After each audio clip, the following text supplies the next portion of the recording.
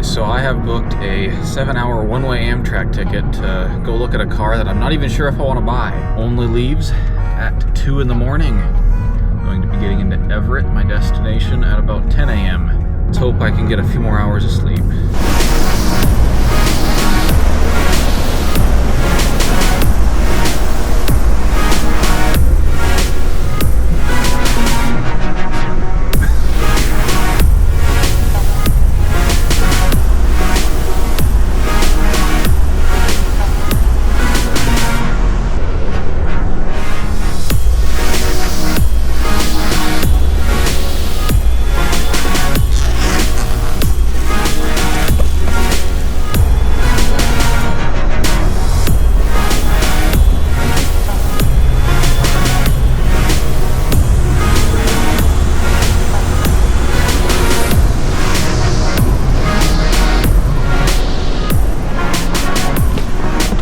In the 712 car once again.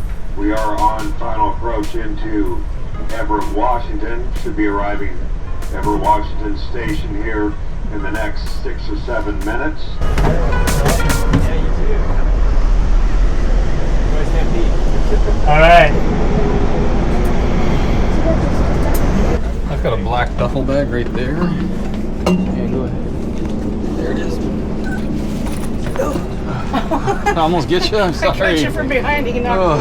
See you later. Yeah, you too. Thank you. Well, we made it. I didn't get much sleep at all, so hopefully I can drive the car before I get too tired. I don't like filming people, so I didn't even ask. So I guess I'll update you afterwards if I actually buy the thing. It's a brisk morning here in the Pacific Northwest.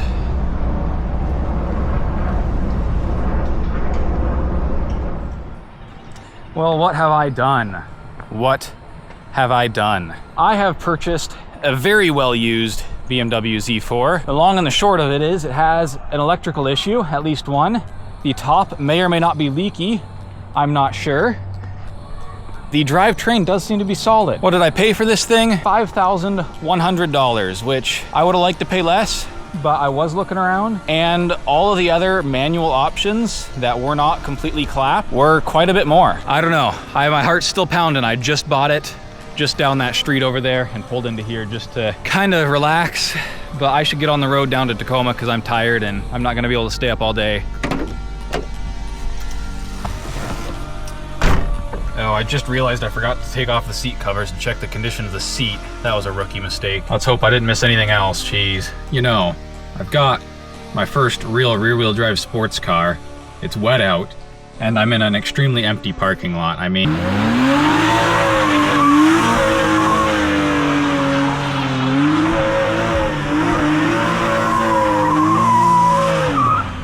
I believe we might consider vacating the area. And if you're wondering why I turned off the car there, it's because one of the issues with this car is that the parking brake doesn't work. We've got about an hour until I get to my sister's house, and then we'll be probably taking a nap, I guess. Another issue, the mirror does not stay where I put it, so that's convenient. And that is the other issue. When you go around a corner, the traction control and tire pressure management system lights come on. Not always, but they have a couple of times now. I did some research while I was sitting in his driveway, and it looks like it could be the some sensor in the passenger side floor. So let's cross our fingers that that is easy to fix.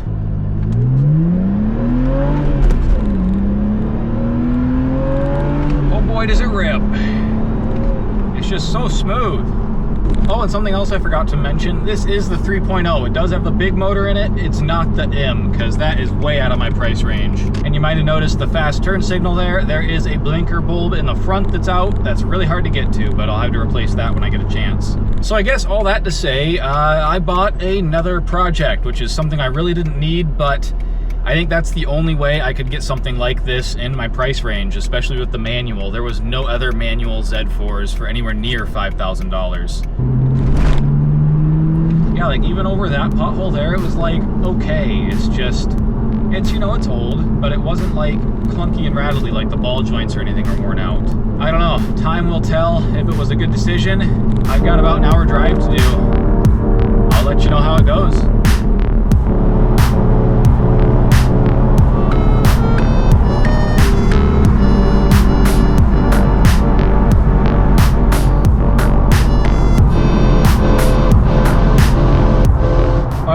test out the clutch on the thing already. I'm still liking it. I'm still liking it. Yo, this thing has rain sensing wipers. I was not expecting that, that's for sure. I don't even think I have heated seats in this thing. All right, I made it. I'm gonna get inside and then kind of share my initial thoughts, because I just drove this car for an hour for like the first time. Well, I'm all settled in here. I need to go find some food, but first, how's the car been? So far, it has been great. I mean, we just cruised down here. I even used the cruise control. It was comfortable. I even got to go through a clover leaf or two, and that was actually really fun. It handled really well. I think I'm looking forward to being the owner of this car. I say that now. We'll see if that ages very well. All right, I gotta go get some food. I'm gonna record my daily walk as well. We are in Tacoma, a city after all. I can walk around. I guess I better get going. I don't know if I've mentioned it yet, but I did manage to fit an entire camping setup into my duffel bag. So hopefully we're gonna be camping out of this brand new car to me at the end of the trip. We are almost to this place at this point. I'm looking forward to it. Apparently it's some really good fish and chips. How are you today? Oh, that being closed, we're heading to a cafe because I could use a coffee after only 3 hours of sleep last night. Wait. Well, the coffee almost hit the spot as much as those fish and chips would have. I'm gonna head back to my sister's place and kind of just hang out, maybe take a nap. Ah yes, behold, one of the ugliest hatchbacks ever made. This walk is longer than I remember, and I'm getting very wet. I made it. My memory is still intact. You probably saw earlier when you saw that clip of me doing donuts. These things apparently didn't come with a limited slip differential. I kind of thought they did, especially the 3.0s, but they don't. So once I get everything fixed, knock on glass, then we'll have to look into trying to put a LSD in this thing, because that'll help with having a little bit of fun. Speaking of the top though, I'm putting my sticker on. I haven't shown you the top working. It actually works well, even if it is damaged. So let's show you that. Let's also check for water egress since it's been raining. So one of the patches is right here. I don't feel anything. The other one is gonna be on the other side in the same spot. This thing might somehow still be mostly waterproof. But yeah, let me show you the top in action.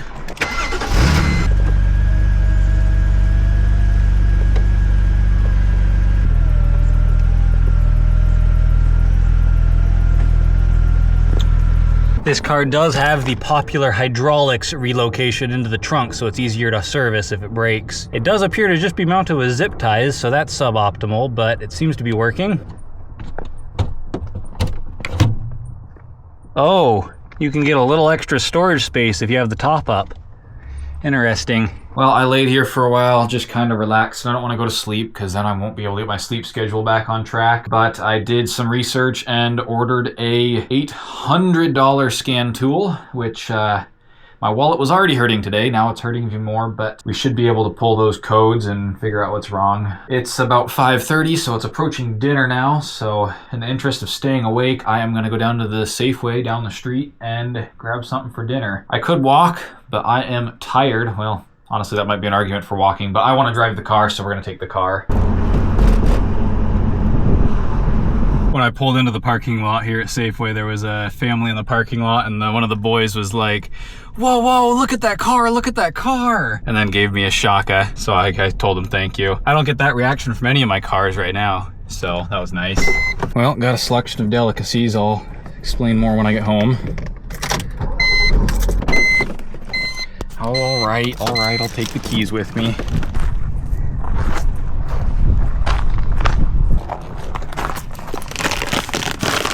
All right, I got a couple of bananas for fruit. I got an entire salad for myself because right now I feel just kind of crappy because I've been up all night and a salad sounds good. I got some Greek yogurt for a little protein, and finally some goldfish with Old Bay seasoning, which I've never heard of before, so hopefully I like it. Now this yogurt I'm excited for because it is Stumptown cold brew coffee. Oh yeah, that's good. All right. Oh, I don't even think I've mentioned this yet. I'm gonna go meet up with a friend who just recently bought a Fiero of all things, and so I guess we're gonna experience that. I don't think it'll be quite as good as the Z4, but I think it's basically gonna be a Subaru Loyale with 1,000 less pounds. I'm not even hungry after that salad, but I gotta hit you with the Old Bay Goldfish review, because I don't even know what Old Bay is. It smells like sweet. Uh-oh, I don't like sweet on my goldfish. What spice is that? Celery salt. I think most of it's celery salt. I don't know, they're fine. I wouldn't buy them again, but I'm glad I tried them. All right, and there's dinner. We have a side mission. I was gonna get my sister a present for Christmas and birthday, used, but it was cheaper here than in Spokane, so I just said she should get it for herself and charge me. She never got around to it. We're here now, there's one for sale, we're gonna go get it.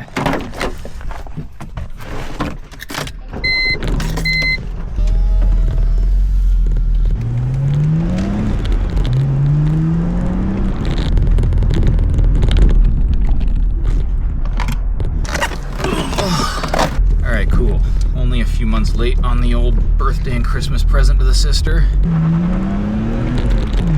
Well, that's one way to do it. Now to rummage around in her private belongings and see if I can find a bow. There we go, I think that'll make it clear it's a present. Oh man, it is 11 o'clock, past 11 now. My sister sure knows how to talk, but it was nice to catch up. It's time for me to go to bed. I might be getting up tomorrow and visiting with some friends. We'll see how it goes. I'm gonna go right to sleep. Man, I slept like a rock. A friend that lives about 15 minutes away wants me to drive about an hour away for breakfast. Don't ask me how that makes sense, but we're gonna pry ourselves out of bed here and get on the road for that. All right, one of the issues that I've been having is that the rear view mirror, the clip is broken and so it sags. So I'm gonna try and cram a paper towel in here to see if we can make it not do that. Okay. Oh, I think that might work. That might work. All right, it's day 2. Does it start? Right up, baby. And it is nice out today, so why not?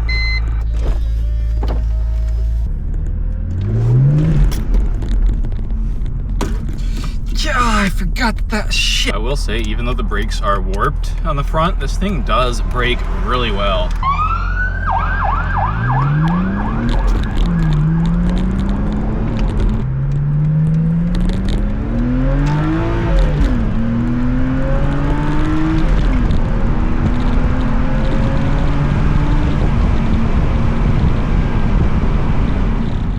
Just about there, and good news, my mirror fix seems to have worked.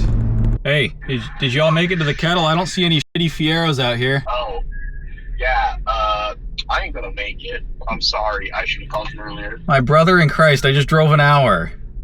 Hey, at least Hayden should be there soon. Jesus. Yeah, sorry. Well, these peeps are gonna be here in about a half hour, so they asked me to go grab them a table, so I'm going to add that guy's number to my contacts and then go see what the wait time is on a table. Well, that was delicious. This place is called The Kettle, and definitely come here again. I was talking to these people, also friends of this friend that I was meeting up with, and he had also messed around with them, not wiffle-waffling if he was gonna be here or not, and so we decided it would be funny if we made him do some of the repairs on this car, like the front turn signal, that sort of thing. So we might just drive to his house, and I'll just be his cameraman while he fixes some shit on this car. All right, and we are off.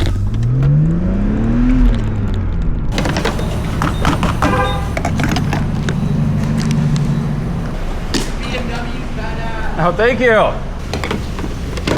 What is that, like the 3rd time I've been complimented on this thing already? Ridiculous.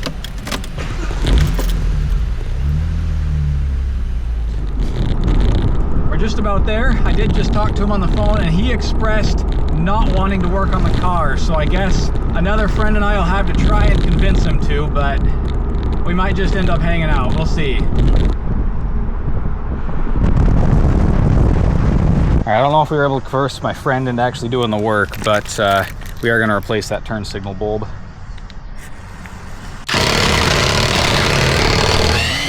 If you have just a bucket. Matt just went and tested this, and this bulb's fine, so I'm going to put it back and see if it just works by some chance. And it's like hey, there we go. That'll make it easier. Hey, there's your issue. Whoa, what's Found a wire that's loose. got This I forget him. I think Well, you know all I work for is Joel's approval in life, so let's get this done, chat. Oh, this is gonna be annoying to do again. By the way, there's no warranty on this work. You don't say. I get what I paid for. I don't know. Matt has fixed it, for now at least. It might rattle loose. I might have to fix it later in the future, but for now, no more fast blinking. Now I gotta get this stupid piece back in. There's that one. There's that one. There we are.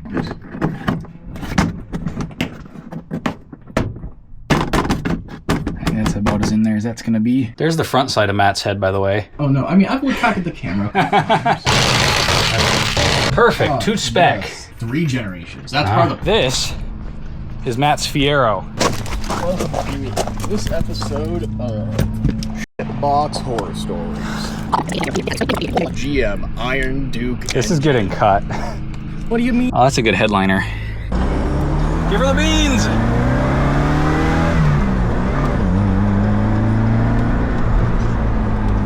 You know, it doesn't sound bad for a 4-banger. If you want to see the full cut of this drive, go check it out on Patreon or in YouTube memberships. Well, I guess it's my turn to drive this beautiful feat of engineering. Look at him go. Look at just the size comparison.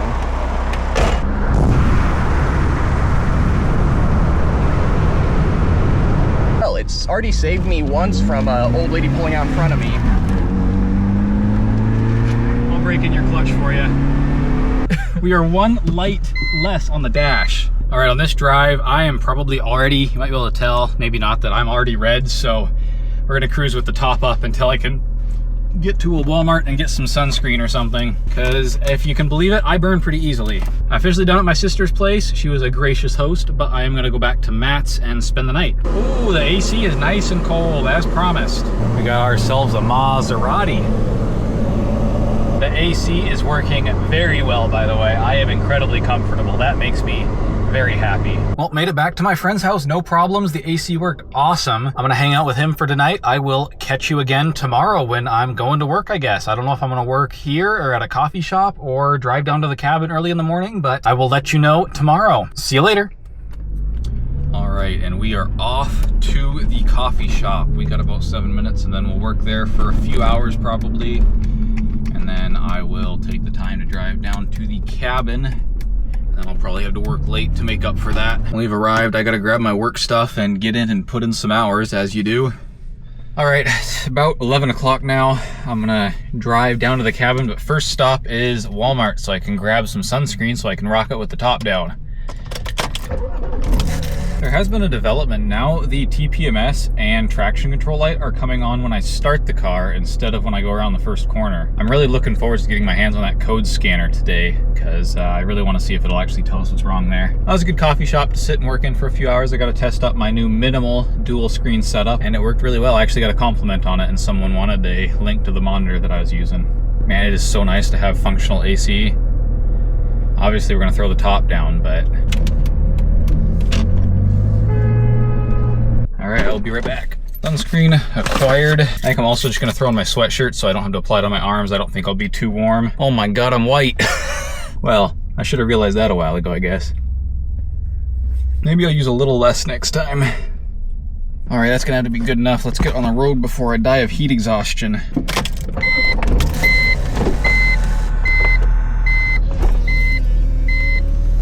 Whew.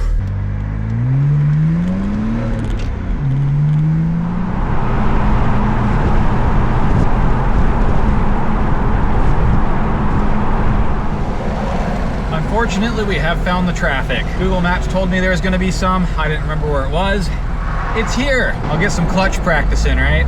I think it's time for a little bit of AC. Gotta be honest, just putting up the top in traffic to keep cool, it felt kind of cool, both physically and just mentally. Probably looked a little less cool considering it's torn, but hey, oh well. Well, I've made it to a family member's house. This is where my packages are gonna be delivered, so I'm gonna hang out here, get some more work done, and then move on to the cabin. All right, we're gonna head out to the cabin here soon because my package has arrived, but I wanna get my phone mount out and stuff like that. All right, we are on our way out to the cabin. I am looking forwards to being able to relax for a little bit. Obviously after I finish the work day, but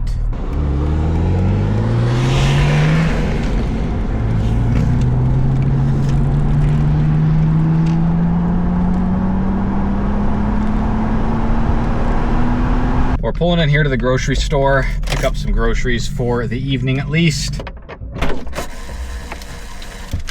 Yeah, I know, a plastic bag. They don't have paper here. Probably make use of it while I'm camping. Oh, I'm not gonna bother with the top right now. I am tired. I want some nice, refreshing air conditioning.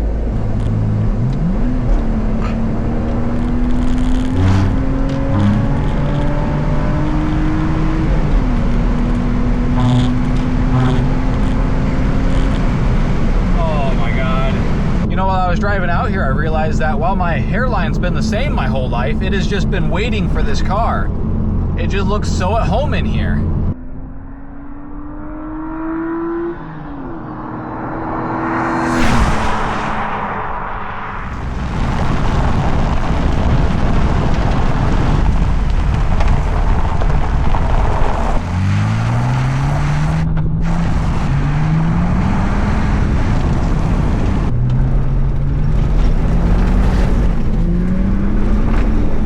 I think that's about all of the sliding I'm gonna get to do out here. I'm really not supposed to, and I might get in trouble. I might even have to go rake that before other people get here. And I understand it. I want to take good care of the road too. It's just so much fun. Don't forget to leave it in gear. It'll end up in the field over there. There is my new investment.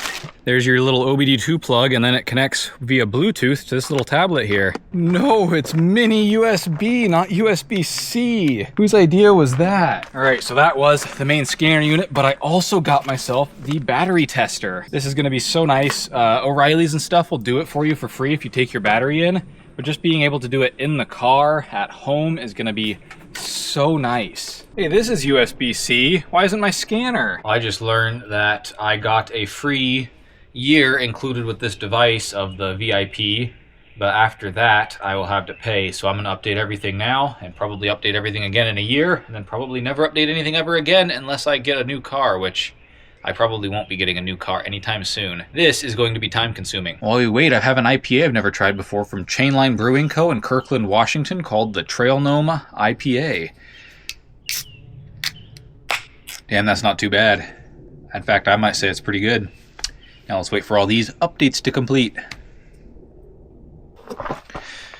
All right, you can't see me very well because it's gotten dark, but that green check mark right there means that it has been installed, the BMW DLC stuff. All right, let's go to diagnostics. See, can it acquire the VIN automatically? While this thing was updating, I really did just kind of hang out on the porch there, and it was just kind of nice after the past few whirlwind of days that you saw in last week's video to just kind of relax for an evening as this thing updated. Nice, it was able to read the VIN once I turned on the ignition. It found everything correctly, looks right. Establishing vehicle communication. All right, so we have all our options here: diagnosis, service, and vehicle profile. Let's go to diagnosis. Auto scan. Well, it's finding some stuff. Oh, here it goes. It's scanning the ABS and traction control. This is what we're really looking for here. It found some faults.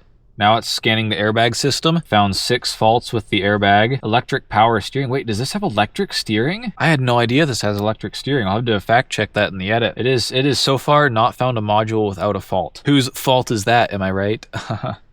BMW. It's BMW's fault. Oh, no faults with the convertible soft top module. Let's go. That's our first pass. This is so freaking cool, and we're almost done. All right.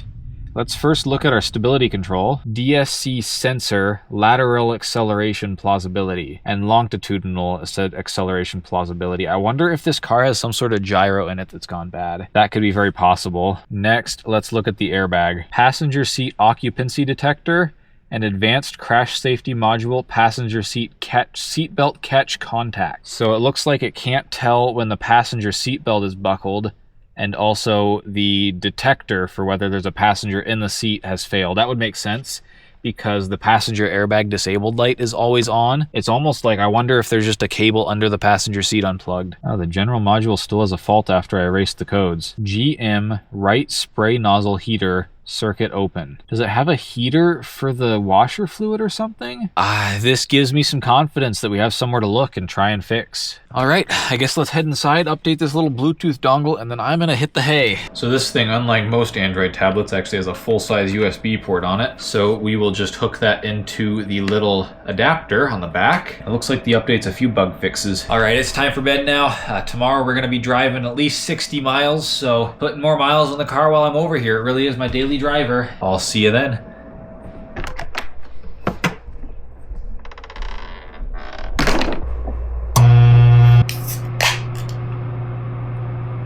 Well, it has been 8 hours for me, but just a few seconds for you, but I have a couple of things I want to check on to do with the airbag. It could just be that something came unplugged, so check the stupid stuff first, so we're gonna do that. So essentially there's just a few connectors under the seats, and I've already found one loose one right here, and we're gonna see what else it looks like. Oh, wait. This thing, this is the yaw sensor. This is the part that our code points to. This piece right here. It is supposed to be under the carpet and bolted down. If it's just rolling around in here, well then obviously it would cause an issue. And that would make sense that when you go around a corner, it's like, hey, I'm rolling across the floor. We've also got this cable that's just loose. It's probably supposed to be mounted somewhere. Oh, there's a bunch of stuff that's not plugged into it. That feels like it goes into there. I just still can't believe that this thing is just loose rolling around under here. This has been tampered with. Let's see if maybe this cable that was loose that I just plugged back in is possibly the seatbelt light that we were getting. Oh, hey. Passenger seatbelt catch contact is absent. So we did fix that. It was just that one little plug that I plugged back in. That's really good to know. Now we just have the issue with the passenger seat occupancy detector. Wait a second, this also goes up to the seat belt. I wonder if that could be for the seat belt retractor. And there's a different cable under here for the other thing. What's that cable? Wait, I found another loose cable. This one's a little harder to get to. I found another loose cable. Let's see where it fits in. We've got 3 prongs, but it looks like it has space for 6. It must go into here. Dude, if we just fixed our airbag light just like that, that would be awesome. Just 2 cables plugged in. Let's go scan it and see what happens. Advanced crash safety module absent. Erase codes. Our airbag light's gone. Let's start up the car and see if it stays gone. Dude, we just fixed our airbag. I was scared about that. That's awesome. Dude, we might have gotten a steal on this car. It kind of seems like the previous owner just didn't really try that hard, which is valid. That's kind of how I was when I sold my RSX, but we just fixed the airbag issue. This one does have a part number, like it's from a junkyard on it. It has some green writing. So it could be that it's already been tried to be replaced. There we go, I unplugged it. The connector looks good. Plug it back in. Make sure it's nice and tight. I doubt we got as lucky with this one, but it is obvious that it's been tampered with, so something's going on there. We're on the right track. So actually now it says that it's not even connected at all. Before it was just 2 of the things that weren't working, and now it's saying that none of them is working. Let's give the ignition a little restart here. Okay, so that was just because I unplugged them. The other 2 codes showed up, but we're still getting the lateral and longitudinal acceleration. I think we're going to shelve that one, considering I tried unplugging it, plugging it back in. It doesn't work. I think I am going to have to source another one at some point, but I still can't believe we got the airbag fixed already. That was wildly easy. They must just come unplugged from vibration. Insane. There is one more thing. There was one more code on here. Yeah, GM right spray nozzle heater circuit open. So let's go check on the right sprayer nozzle. So apparently there's a heater in these so they don't freeze, I guess. Let's just try giving them a jiggle. So it still has the code for that one being open. So we probably just need to get that part and the other part under the seat, and I think we might have all of our issues except for the handbrake fixed. Once we get all the codes to go away by replacing modules, we're gonna have to source an air box. I don't know if I've mentioned this yet, but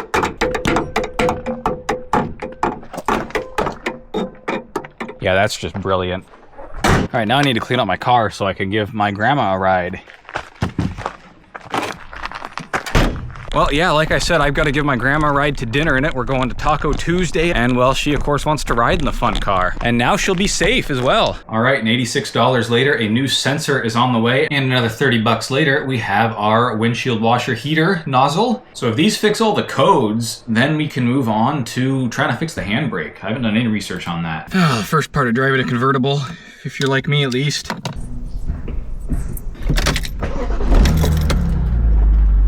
Oh good, the 12-volt port in this car does not work. What's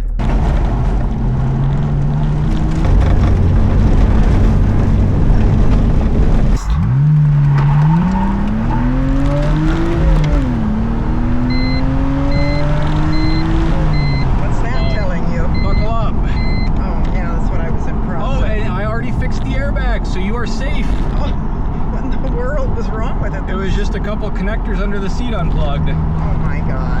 I was gonna say, is it a beer?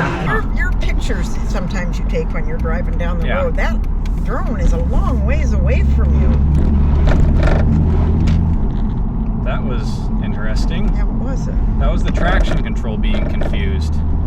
Because I saw a light flashing, Oh, but also the lights aren't on. Why? Usually the lights come on. in what way was it confused? It thought we were sliding, and so it was trying to lock, yeah, see, it's trying to lock up the left wheel because it thinks we're sliding. Let me just pull over and pull that sensor out completely. You're gonna have to get out, it's under your seat. Let's see, it's this thing. So what did you do? I unplugged the sensor that's bad under your seat. Oh. It's that accelerometer sensor that detects like when the car's sliding and it's throwing bad values. And I guess on this ride, it must not have been bad enough to trip the auto detection, but it was bad enough to lock up the front left tire. I'll just leave it unplugged until I get the new one.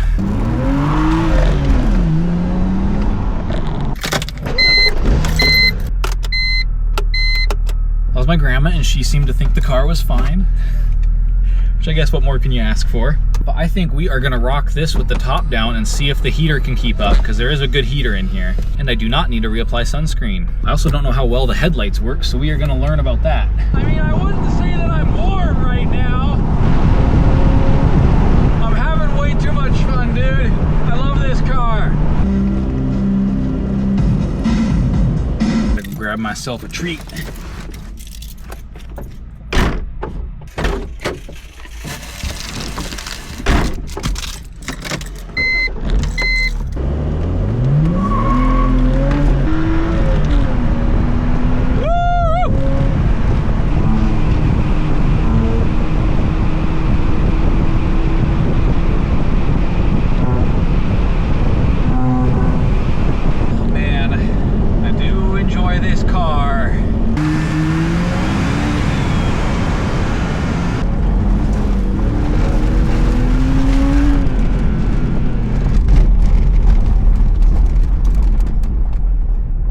Let me grab my treat. Yeah, I know, I'll get my keys. Oh, this car is fun, man. Oh, I've missed having a sports car. I mean, if you can call the RSX a sports car, then I miss having a sports car. Otherwise, I'm just happy to have one. Well, I'm gonna hit the hay. I will see you the next time I drive the BMW, and that's gonna be out to my parents' house, which is an hour and a half each way. I interrupt this video about a BMW Z4 for a Maruchan rice bowl, Mexican rice review. I mean, it's fine. Probably wouldn't buy again. Hey, Hardware and Feed, how can I help you? Hey, a random question. Do y'all carry Fix-A-Flat? We do. Let me double check. Okay, thank you. I do. So I have a couple different versions. Okay, sounds great. Thank you very much. Bye-bye. You're welcome. Bye-bye. So I was just calling to a local shop to see if I could save myself a trip into town, because these cars, you might not know, they did not ship with any sort of spare tire solution aside from the tires that were on the car, which were run flat tires. This blows my mind. Run flat tires are not good. They're heavier. I think they might even get worse traction and such. And so everyone, including the previous owner, I believe, doesn't really put them on their car unless they really want to keep it OEM. So I don't have any flat solution on my drive home. So that was my solution. It's gonna be Fix-A-Flat, which is gonna be better than nothing.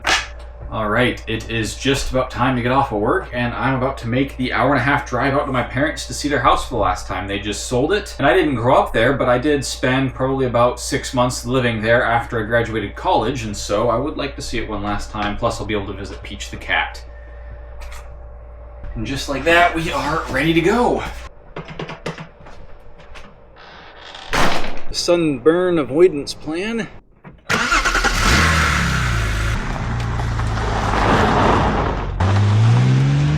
All right, we are off, and our first stop is the hardware store because I need to get a can of Fix-A-Flat.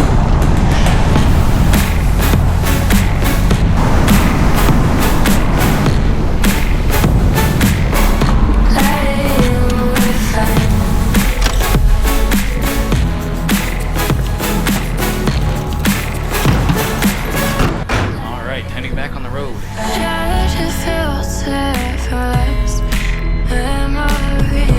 I'm really excited for this drive. I've done this before and it is a fun one. It is curvy as heck.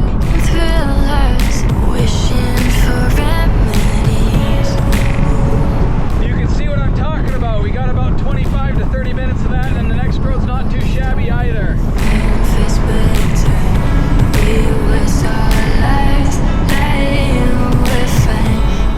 Well, due to my poor planning, we're gonna have to fill up here in the middle of nowhere in this little town here. Probably gonna cost a fortune, but better than running out of gas, I guess. I'm just hoping they have premium.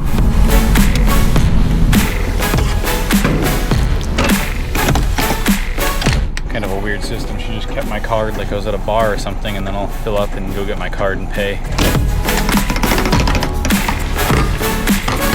Side mission, retrieve mother's jacket from work achieved. It's been a while since I've done it, but I do love this drive. It is just so beautiful out here.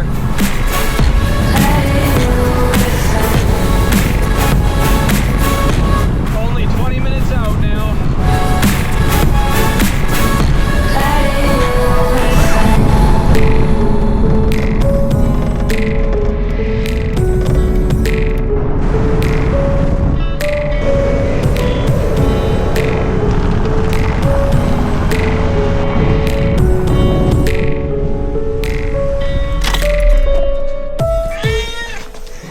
Sugar kitty, how are you doing? You are so pathetic.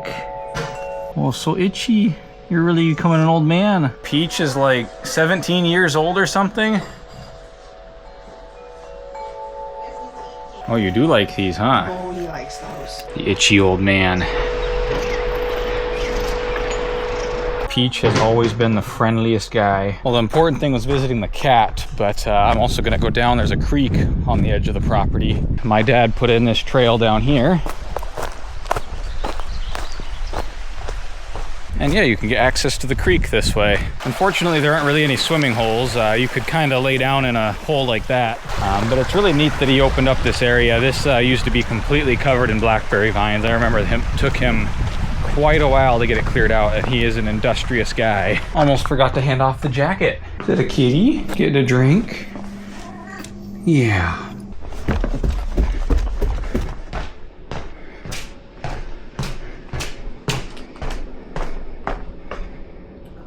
Oh, how'd you score this? What you doing, Peach?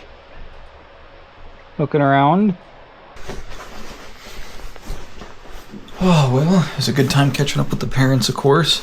And we did actually discover another issue in the BMW. It did not want to unlock on the driver's side with the power locks. We eventually resolved it by just using the key in the lock, and it's still working now, but I hope it continues to do so. Tomorrow, I'm not sure what I'm going to do. I have quite a bit of flexibility, but I do know we're going to be driving the BMW back out to the cab in about an hour and a half. Good night.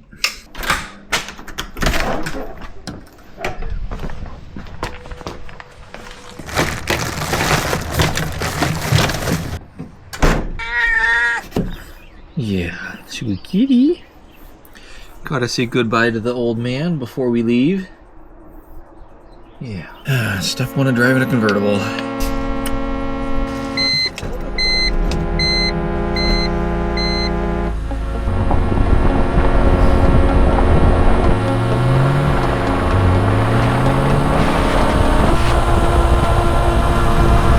Oh shit, chat, we are overheating. I guess I'll take it easy for a bit. I did not notice that. It's been rock solid up until this minute. That's not good. Okay, it's dropping pretty quickly, so that's good. I'll have to check the coolant levels, I guess. Hopefully that's not an electronic dipstick. Let's just take it easy for a bit. Oh, geez. I was just driving like really cautiously at like 1,000 RPM, and it still went back up into the red. This could be an actual problem. It does cut power and beep at me when it gets into the red. I don't have any water with me, and the heat's already on full blast. I guess I'll see if I can get up to a place where I can pull over.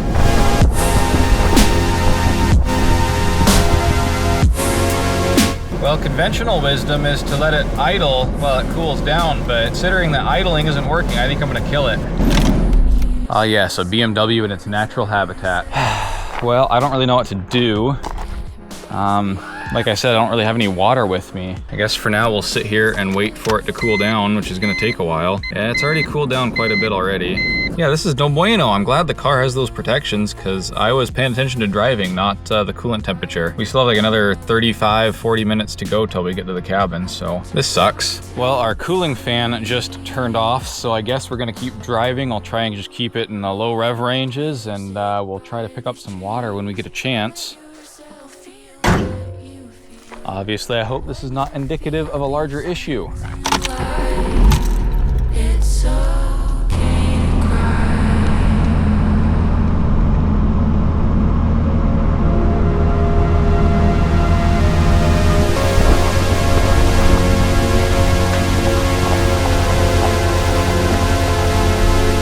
You No, I do have the code reader. We might as well check the codes while we're sitting here waiting for it to cool down. Yeah, it's actually already cooled down again. I think it did find a new fault with the engine motor electronics. Digital motor electronics, electrical coolant pump speed deviation. And based on some research I was doing on my phone, it does sound like the electric coolant pump can fail in these. It does say the code is currently absent, but I think we might have a failed electronic coolant pump. I'm gonna erase all the codes and we're gonna try and limp. We are actually at the top of the mountain of the hill here, so we are gonna be going downhill for a while. We will see how far we make it, but I'm also gonna do some research on how hard it is to replace that electronic cooling pump. All right, well, let's see how far we make it. Still sitting right in the middle of the coolant gauge. So I've actually killed the car now and we're just coasting with the car off to try to keep it a little cool. Because like I said, we are going downhill now. Well, we seem to have reached the bottom of the hill. Let's see if it can maintain temperature. I would have thought that the engine light would have come on for that error, but it did not, so I don't know.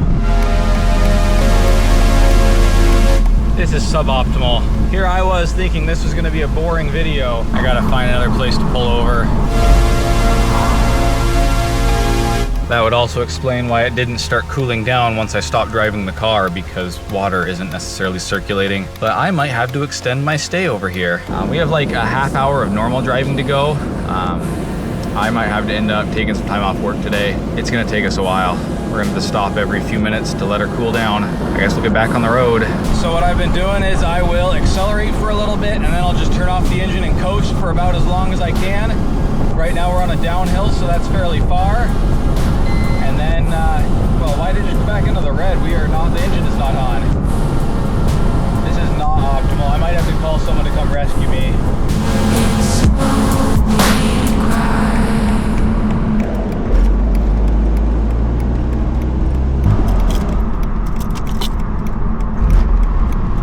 I do think that the issue is intermittent, because I think sometimes it's circulating coolant, but not all the time.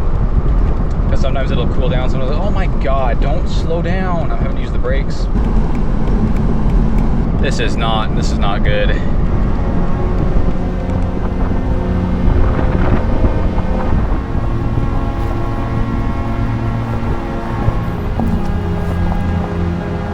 Well, I was gonna try and continue to limp it, but my dad says he has the trailer already. He was picking up cabinets, and so he said it's gonna take about an hour, maybe a little longer, but they're gonna come pick me up, put it on the trailer, and then I'll have to do something to try and get the part and swap it in so I can get this thing home. So I did clear the code, but the code for the digital motor electronics electrical coolant pump speed deviation, it is back. So that definitely appears to be our issue here, and that would also track with how the car is behaving, in my opinion. So I think I'm gonna head over to the gas station you see in the background there, grab myself some refreshments, and I guess wait it out. At least I found a shady spot here. I have just noticed the no parking signs behind me. Hopefully I don't get in trouble for that.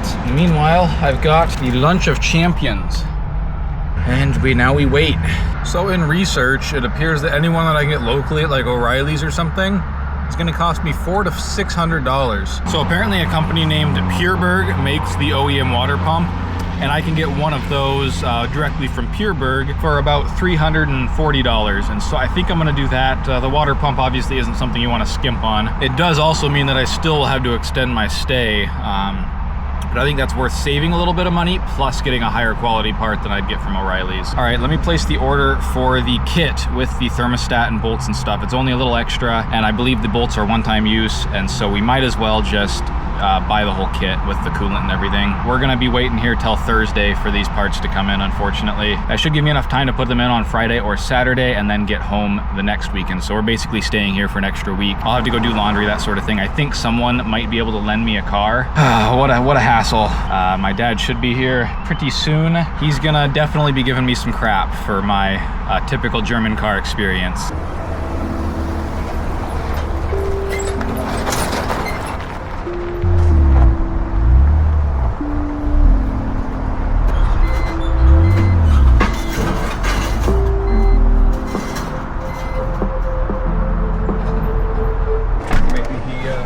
From what I hear, the electric ones, they will just do that. They'll just stop.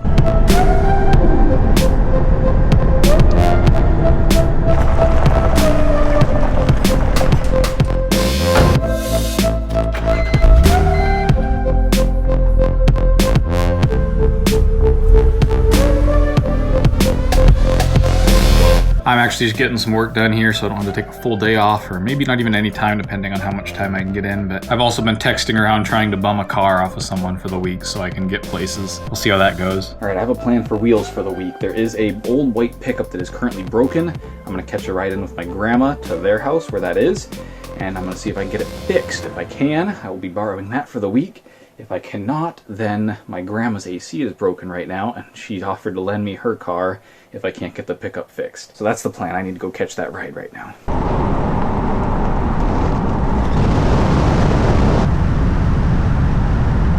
We've made it to town. Let me give you the rundown really quick.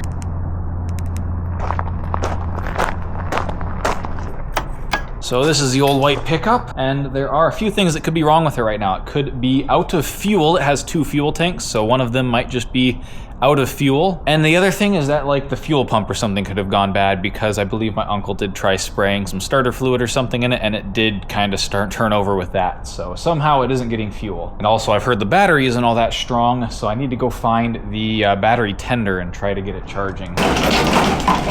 Basically all I'm fixing to try tonight is just putting some fuel in it, if I can find some, and see if it starts.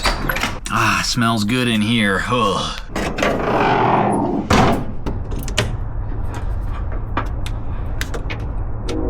All right, we got it hooked up. So this thing has 2 fuel tanks. Apparently one of the gauges on them works and one of the gauges does not. So there's our fuel gauge. That is reading over full, but that could be the faulty one. Let's swap tanks.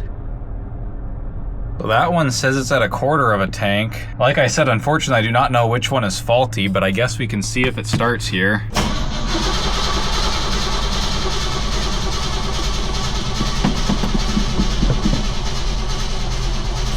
Okay, yeah, that battery is getting pretty weak. No way. Is my uncle just... I mean, we'll have to see if it keeps running. According to the gauge, this tank has 1/4 and the other one is over full, so I'm guessing the other one is broken. Well, I guess I'll throw my things in here, unhook the battery tender, and drive this thing back out there. Seems to be running great. I don't know what was up. I was told it was broken, but it is obviously not. We'll make a stop at the gas station to fill up both tanks first, I guess, but other than that, I think we're good. Well, if it hasn't died yet, I doubt it's out of fuel. I guess I'll kill it and see if it'll start back up. Well, I guess I'll throw my stuff in the truck and we'll get on the road. We're going back out to the cabin tonight. This is a lot easier than I thought it'd be. All right, well, I got my stuff. I guess we're heading out. First stop, gas station, just to be safe. We'll top off both tanks.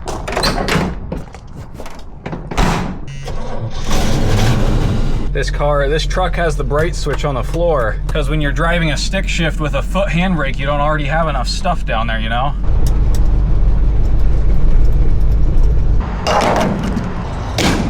Now I'm gonna turn on the ignition to see if one of the tank that I'm using right now filled up. All right, so it looks like we just filled up the left-hand tank, and the right-hand tank must be the one with the gauge that doesn't work. Let's fill up the right-hand one too, just to be safe. Unfortunately, this is not a pump both sides, so we have to move the truck. No. It just started up like twice. Dude, no way. How did the battery die so quickly, man? Usually if I was driving a vehicle like this, I'd bring a jump pack. Hi. Do you happen to know where you might find some jumper cables? Let's see.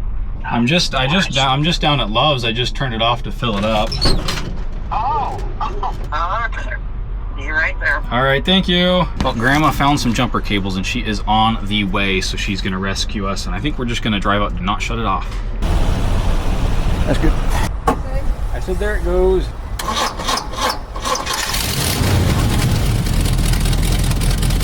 Well, I was gonna fill up the other tank, but considering this one's working and I don't want to turn off the truck, I think we're just gonna rock it with the one tank of fuel. Off we go. Hey, that could be us.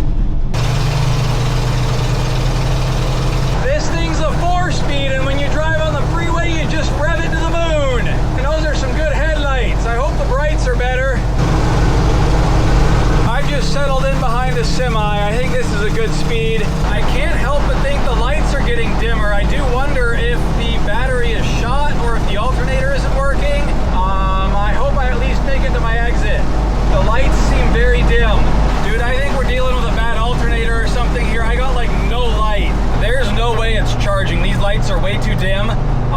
this exit here and I'm gonna turn around and see if I can make it back to my grandparents.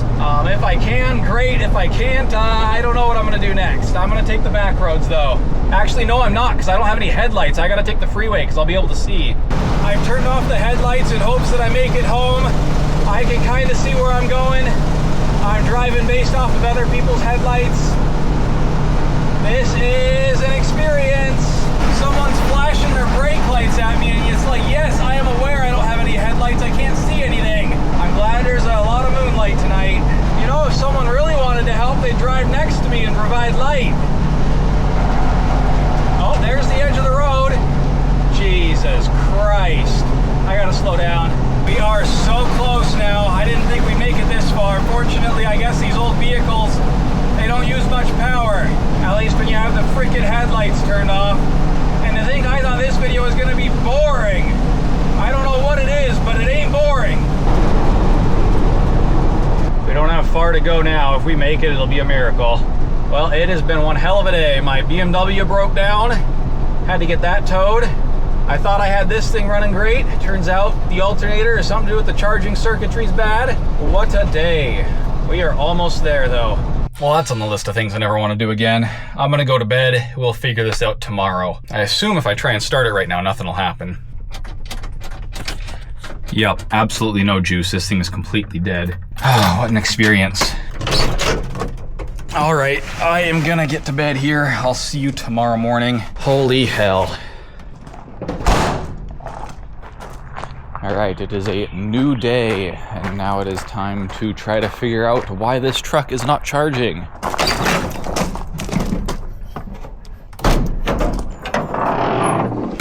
Oh well, there's your problem. That belt is loose as heck. Man, if the belt's loose, I'm just wondering what made it go so loose, because I don't want to tighten it and then just have it stretch or something. Let's go get a wrench and tighten it up, I guess.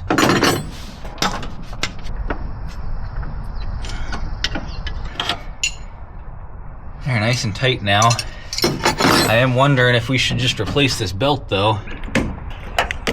If I'd been smart, I would have put this thing on here last night to charge it, but let's see if it'll start just right now.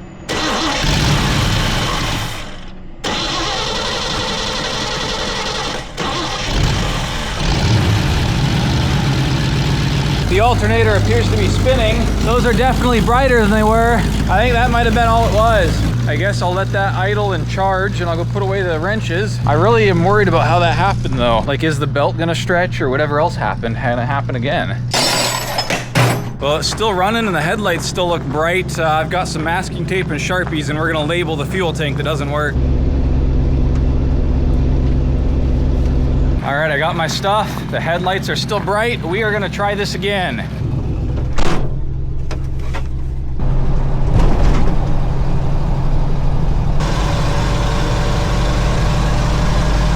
What speed am I going? Nobody knows! I don't know if you can hear that, but one of the belts is squealing pretty bad. I think I'm gonna pull over when I get a chance to see which belt it is. Well, I don't want to kill the truck because it might not start back up, but I didn't see anything looking too loose. I guess we'll try again.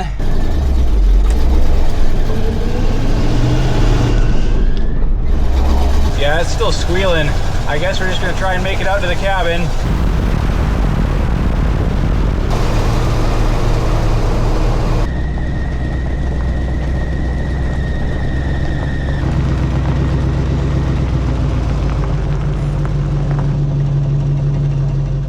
Just so tiny.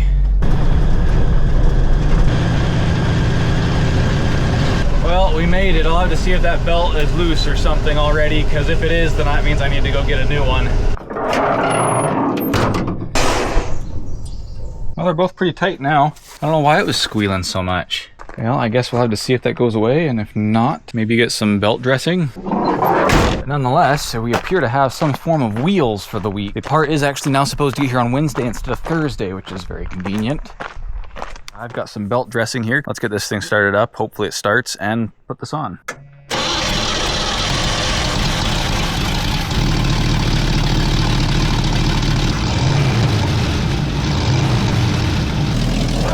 Well, let's take her for a quick spin and see if it still squeals. Sounds good to me. Leave that behind the seat in case we need it. Well, I guess on to the next thing, which I believe is gonna be just daily driving this truck. Hopefully it's reliable until the part comes in for the BMW, and then we'll be getting that swapped in. I'll see you then. All right, it's Sunday evening. I gotta head into town so I can do laundry because I was not planning to stay this long, and also to get groceries. Starts right up. Unfortunately, the mice have also gotten into here, so this thing is allergy central, and I have really bad allergies, and from all the sawdust and stuff of working today, they have not been doing too well. So let's hope I survive the drive in that manner. In fact, just before I got in this truck, I pulled a mouse nest out from under the seat. I mean, say what you want, but you can't argue with the sound. Sounds like some old school muscle, even though it hasn't got all that much muscle.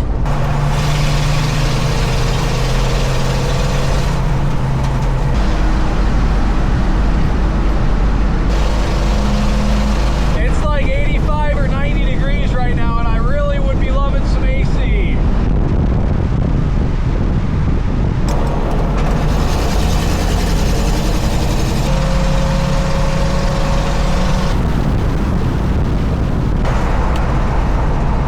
Well, we've just about made it unscathed, unless you count a bunch of sweat. Oh, this thing is an experience. After the initial highway stint, the stuff mostly blew out. My allergies aren't too bad. I'm gonna get my clothes clean, go shopping, and then we're gonna get back out to the cabin so I can go working tomorrow.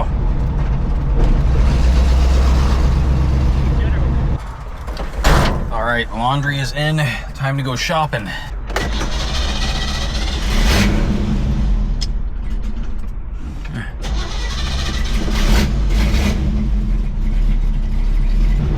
We are off. God, allergies just take everything out of you. I am exhausted, but we're gonna get shopping, get our laundry, and get back out to the cabin and relax. Oh my goodness.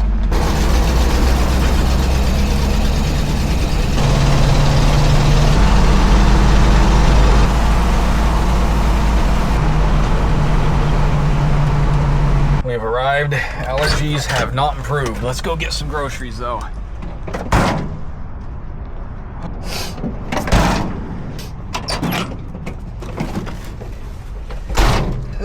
Man, the allergies are hitting. It is hot out. Go back, get my laundry, get out to the cabin, and turn off for the day.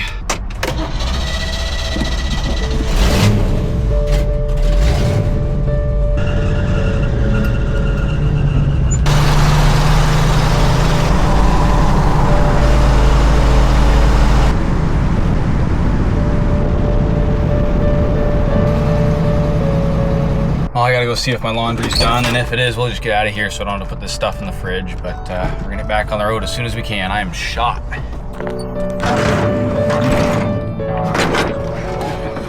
Yeah, I am watching.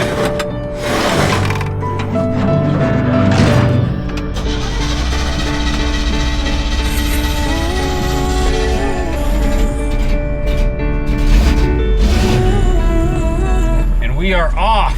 Boy, daily driving an old pickup with no AC and 90-degree weather is a bit of a commitment, but I'm just glad to have wheels at all, you know? Hey, there's another one. And I'm in fourth gear going 30, and we're about to be in fourth gear going 70. Who needs a 5-speed? Am I right? I love listening to the rev of that engine. Wouldn't have it any other way. It's so noisy in here. Man, I tell you what, when I brake, it pulls hard to the right. I think my grandpa used to align this thing with a tape measure. Oh God. Where's third? I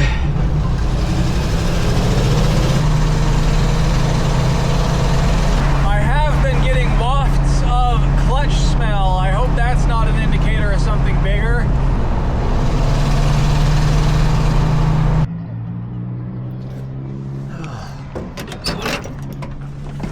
Well, I'm still spelling quite a bit of clutch, and I believe what you just saw was some transmission fluid leaking. I'm gonna see if we can make it out of the cabin, and then we might take a closer look if we got a minute. Something tells me that this truck hasn't been overly well taken care of since my grandpa passed.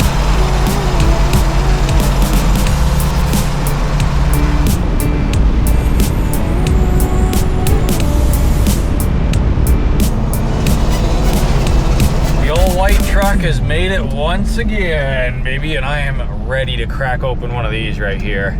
It has been a long and hot day. Allergies, if you don't have them, they just take the wind out of your sails. You're just exhausted because it's basically like your body's fighting a sickness.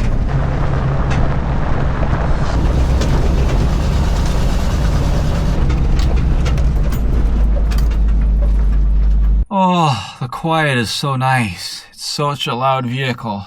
Oh man, look at the sun through the trees. Oh, and this chop saw you saw me load, and we're gonna try to take that home in the BMW because that is now mine as a hand-me-down. My dad got a new one. One trip, baby, and I'm still filming it. This is what you call a talented filmmaker, I'd say.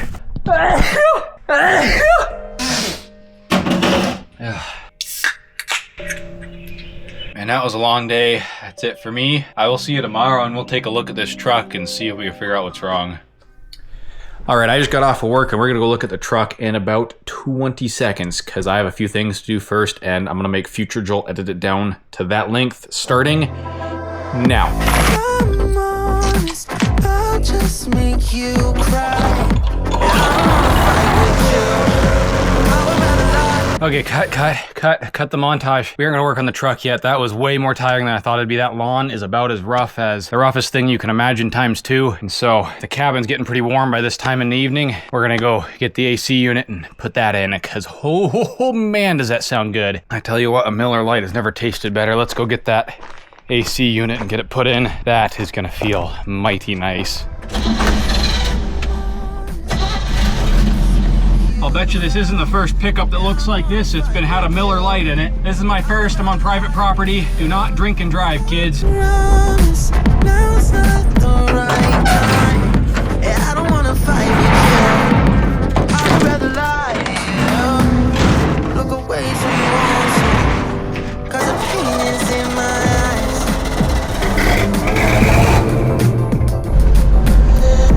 Feels like I could break it any moment. Shatter your insides. If you feel my mind, call me all night long. Try to give you hints in the heart. Oh yes, baby. All right, we might go work on the truck in a little bit, but I'm gonna hang out for a little bit and recover. I am still dripping in sweat. All right, change of plans. We are going to put out our love and prayers for the truck and hope it makes it into town. And tonight, instead, we are just gonna hang out, have a fire tonight because I got some hot dogs as one of my dinners, and I don't want to have them off of the freaking stove because that wouldn't make any sense. Let's start up a fire. I found this packaging. We're gonna try and use it as kindling. Packaging is going up. Oh my goodness. Uh-oh, oh boy, oh boy. No, don't do that. I don't know how this can work out.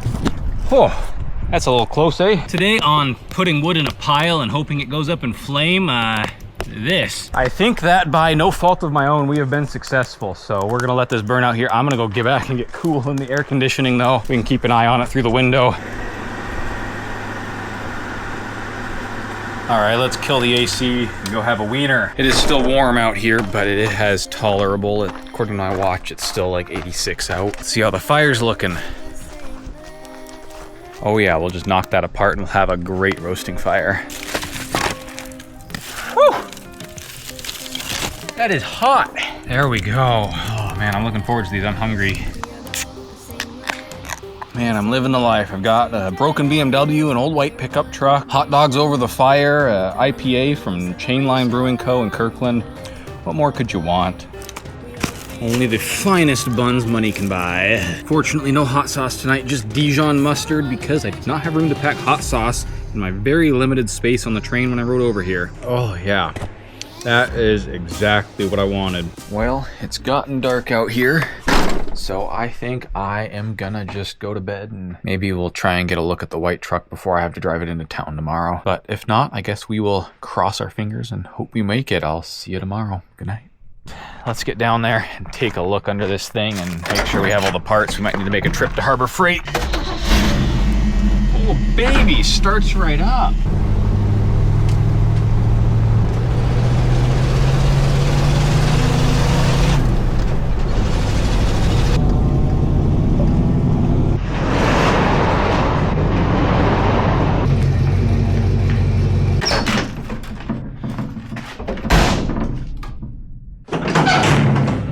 All right, first things first, let me make sure we have the tools I need. I have a video for the N52 engine's water pump, which is what is in this car. I couldn't find any videos specific to this car, but hopefully this one from FCP Euro is good enough. I have downloaded it because we do have internet here, but it's not very good. So first we're gonna need a 6, 8, 10, and 16 millimeter socket. I think we should have all those. 10 and our 16. I have found a 6 and an 8.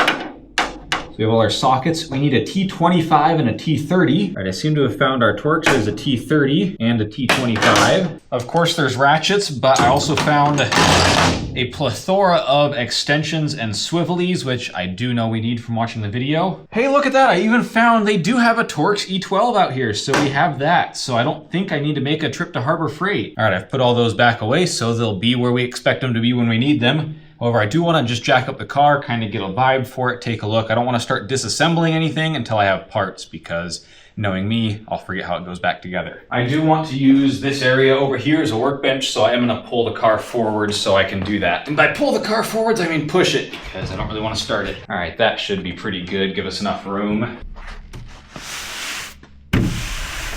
I know there's a floor jack out here, but where? Found it. I think this might be a little overkill for a little BMW, but oh, dude, this job is gonna be easy. These have gotta be the flimsiest jack stands. I guess they're old. They haven't killed anyone yet.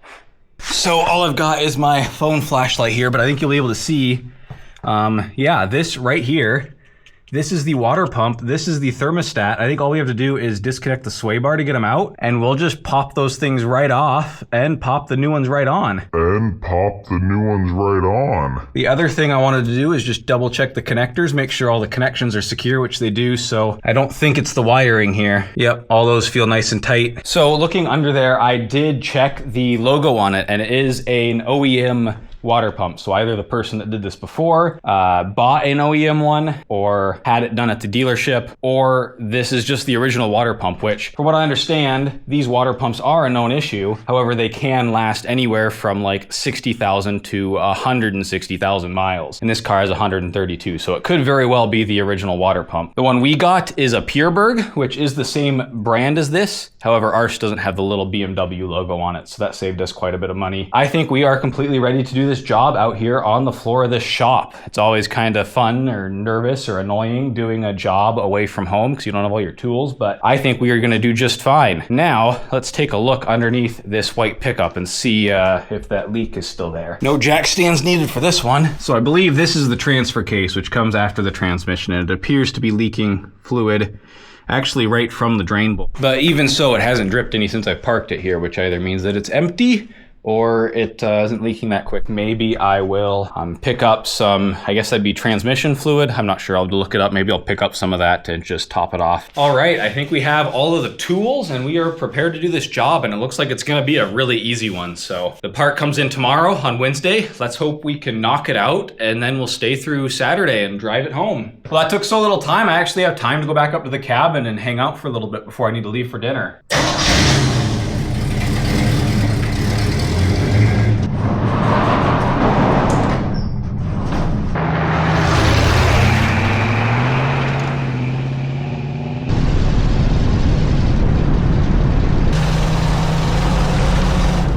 And we made it once again. I just left it in gear with the parking brake on and it's making this noise.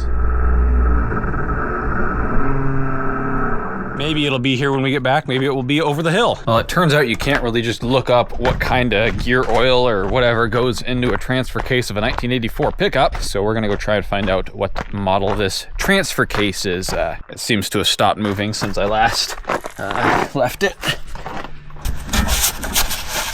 You know, now that I'm looking at it, it does look kind of red, so maybe it is just automatic transmission fluid. So this is all I'm seeing. It says model 208C. I'm not seeing any other labels on it, so maybe that's what I need to look up. All right, a small amount of research later reveals that yes, and that is an NP208 transfer case, and it should take automatic transmission fluid. There might be some down at the shop here, so we're gonna take the old trusty ATV down there and see if we have any.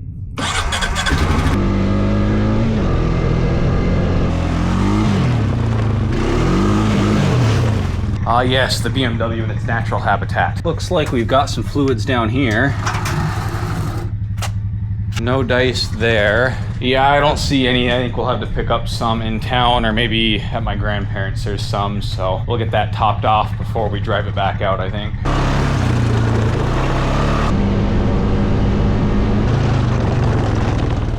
All right, it's about time to get going to dinner, so I guess we'll pack up the pockets and get out of here.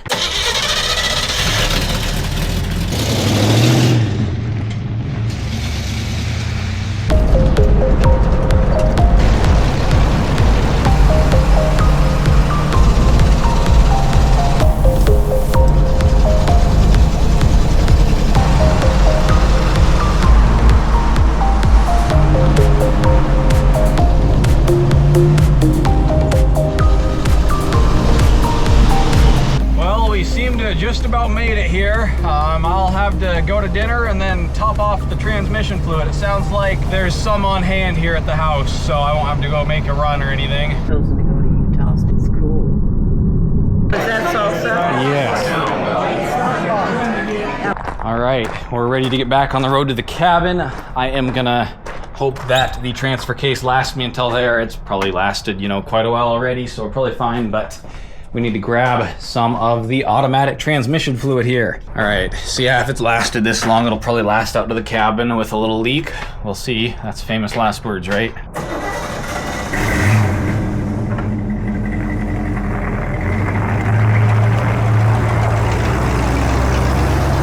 And we are off. Let's hope we make it. I forgot to mention another reason for doing the job out at Cedar Creek is I believe there is a pump which will make the job a lot less messy.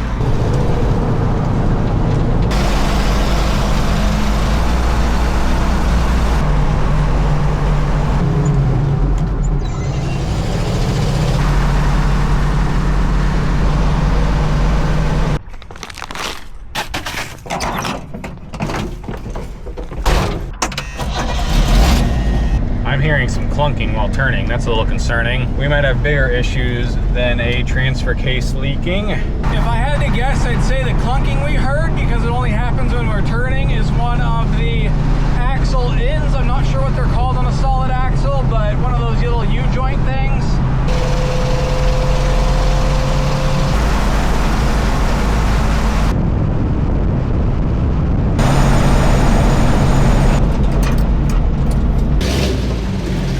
All right, supposedly there's a transfer pump somewhere around here, which will just make this job a little bit cleaner. I don't know if I'll be able to find it though. So I couldn't actually find the transfer pump, but I think this bolt is, you know, clear enough around it that we might just be able to get to it. Now nothing should leak out of here because this is the fill port. You just fill it until this is overflowing. Oh, the transfer case is a little toasty. Now we're just gonna try and tilt this up and get it in there. Oh, well. Got some wire that I intend to use as an impromptu dipstick. Yeah, I think we're pretty much full, so I'm gonna call that good. It only took us, you know, most of a quart here. How much actually made it in there, who knows? As for fixing the original problem, I will leave that to the owners of this vehicle. Okay, I think that's tight enough. Let's try to clean up my spill here. Well, with that, hopefully our transfer case won't explode on us anytime soon.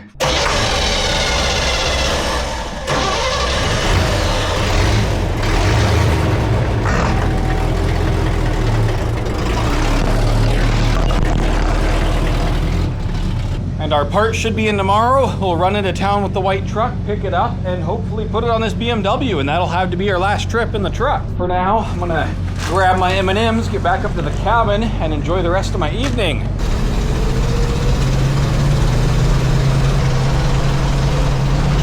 All right, I will see you tomorrow when hopefully we are finally getting around to fixing that BMW. Good night.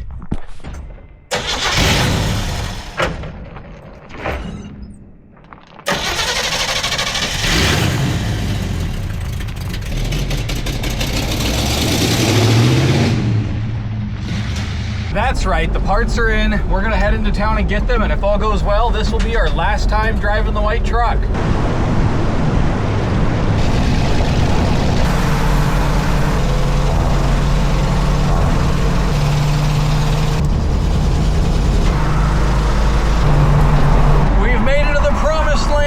BMW parts that I paid $500 for. You see how in here there are 4 identical boxes? Each one of these boxes contains a water pump. I think someone grabbed this big blue box off the shelf as it was labeled water pump and didn't realize that they actually contained 4. So I actually have 4 water pumps. I'll probably contact FCP Euro and they'll probably want these back because that's like $1,500 worth of water pumps almost. For now, I'm just gonna take this out of the cabin and we'll probably just take those home with us after I get one of the 4 swapped in. Unless I'm mistaken and the car actually takes 4 water pumps, but I don't think that's the case.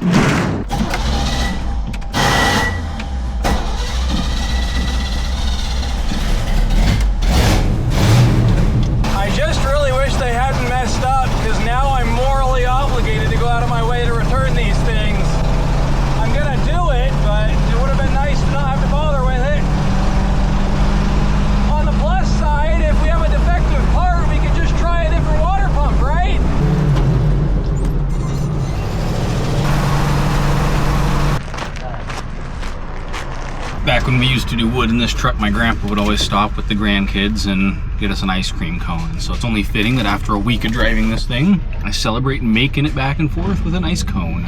Well, I can't drive and film and eat this at the same time, so we'll get back out to the cabin here. That hit the spot. We're about back out now. We can get started on the car.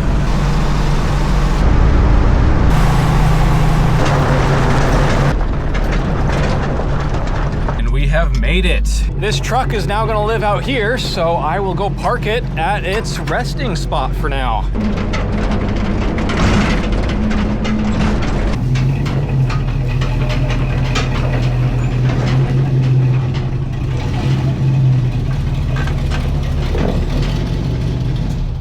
And that is the truck's new home for the foreseeable future, and hopefully we will not be in need of it again. As for me, I will be going and getting changed into some grubbies, and we'll get started on that BMW finally. I almost forgot though, before we go change, this process requires running the water pump for about 8 minutes with the car off, and so I'm gonna hook up a battery tender here and make sure that it's nice and charged. Okay, I think that's working, so hopefully when we need to run the water pump to bleed the system, we'll be able to.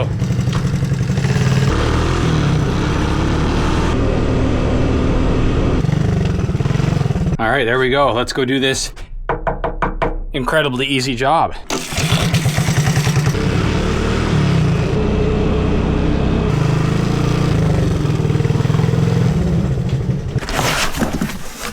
Here is our new thermostat, of which we only got one. Damn it. Here is our coolant. I thought it would just be a little easier to get it all as one package and it didn't cost too much more. And then we will only be needing one of these water pumps. Considering this is electric instead of any sort of pulley or anything, you just see a little electrical connector. And the thermostat in this car is also electrical instead of mechanical, so we just have a little electrical connector on there. And this stuff is concentrated, so I will need to get my hands on some water. For now, I think it's time to crawl under this BMW. I don't have any of my fancy tools, so instead of my nice LED Ryobi battery light, we're gonna be working with this halogen wall-powered light. Oh yes, and the previous owner did tell me that there was a leak from the oil pan gasket. And I am seeing evidence of that down here. I think this is our coolant drain pan here. This right here is our drain plug, so that'll drain most of the system. And it'll be a little less messy than just popping off one of these tubes. I believe we also need to loosen the sway bar here so it can hang down. No automated ratchets here. I miss my automated ratchet. All right, it seems like it's just about done draining. Let's put the plug back in. All right, we've got our sway bar out of the way here. Now it's time to start undoing hose clamps and get all these hoses off. It looks like we have a total of 1, 2, 3, 4, 5, 6 hose clamps to undo. Let me double check that on our new parts. 1, 2, 3, 4, 5, 6. All right, so the camera died. I'm a professional, I promise, but I got the 4 off that are 6 millimeters. And now I just have these 2 with these weird types of clips that I don't really understand. I would say I could snap those off with a little flathead screwdriver. Well, that's kind of clever. They also have a little resting spot where they hang out while it's open. All right, now all my hoses are done. I should probably bring my bucket back over here. Let's try this one first here. On second thought, maybe not. Oh my goodness. Screwdriver. How the heck are you supposed to get that off? What was wrong with using hose clamps for all of them, I wonder? Well, we might as well let that drain. Oh, finally. Nope, never mind. Oh, finally. Nope, never mind. Oh, finally. There's one. How is there coolant in there too? Coolant everywhere. Oh, there went one of the hoses. Oh, Jesus! God! Well, we have this little weird U-shaped hose. There's our other hose clamp. All right, we lost the glasses because I couldn't see because they had coolant on them. I might be the worst YouTuber ever. The camera turned off a while ago. The red light was still on because it was charging, not because it was recording. Long story short, it went smoothly. We got it back together. I even put the sway bar back on because I'm so confident that it's gonna work. So we're gonna drop this thing down and fill it up with some coolant and see what happens. So I believe this car takes about 2 gallons, and so if I just dump all of this in there, it should be pretty close. So there it took like 1.5 liters. Let's see if we can get the procedure to run. All right, ignition on, all the way to hot, fan speed lowest, and press and hold gas pedal. Do I hear something happening? Okay, it's definitely running. My coolant level in the reservoir isn't going down though. I guess it takes about 8 minutes though, so I guess we'll watch the reservoir, see if it goes down. So this really hasn't moved at all, the little float there, and I've read online that you can jack up the front or the rear and that might help to get bubbles out. So it is currently going through the procedure for the second time, and so I'm gonna try jacking it up.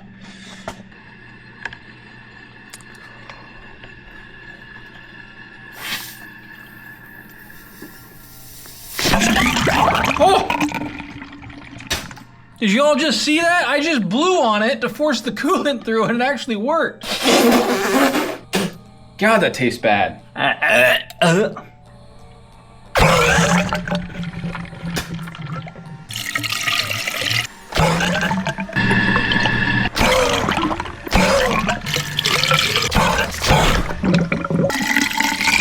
So what I'm doing here is I'm waiting for my computer here to tell me that the pump's running and up to RPM and I can hear it, and then I'll just put my mouth over this and blow on it. I've gotten better. Now I'm using so I don't actually put my lips on the neck, so I have less chance of consuming coolant, because I don't know, but I hear that stuff's not good for you.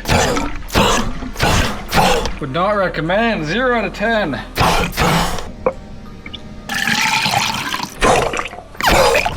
At least when you're working out here, you can just walk out the door and get a view like that. That's not too bad, eh?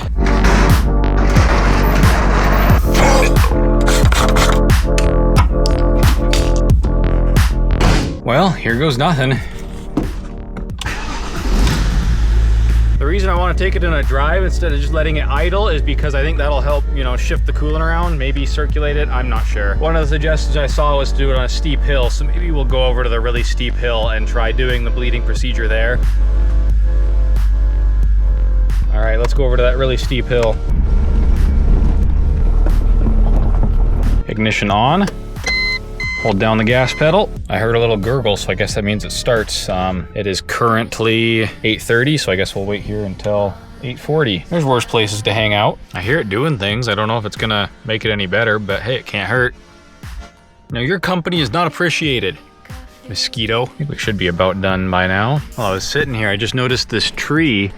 It fell over from over there and fell right in between the crook and those trees. This hill is actually steep enough that the gearbox alone was not enough to hold me. It kept slipping, I guess, turning over the engine. So I had to put my foot on the brake. I did hear gurgling and stuff, so now we'll drive back to the shop, see if I need to add any more coolant, and then do it again, but facing uphill this time.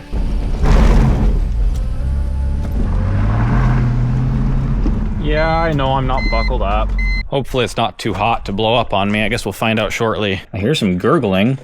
Didn't move at all. From what I understand, this is supposed to be about level with the top, and so ours is a little overfilled if anything. Well, I guess we'll go back and run it one more time pointing uphill. Can't really hurt.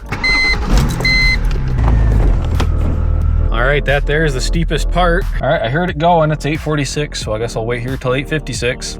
I'm hearing burbly noises. All right. We're gonna try and go up this hill because I don't like backing down steep hills, but let's see if we can do it. Jesus, it's steep. Well, it wasn't my smoothest ever, but hey, not too bad. Oh, hey, I just got a coolant low notification. I bet you it worked. Let's get back over to the shop and top it off. We might have to do that a time or two more then, which is really a pain in the ass. Runny Babbit. All right, more coolant. Oh yeah, sure enough, our stick is nowhere to be seen. All right, I'm gonna do that a few more times, but I'm not gonna bore you with it.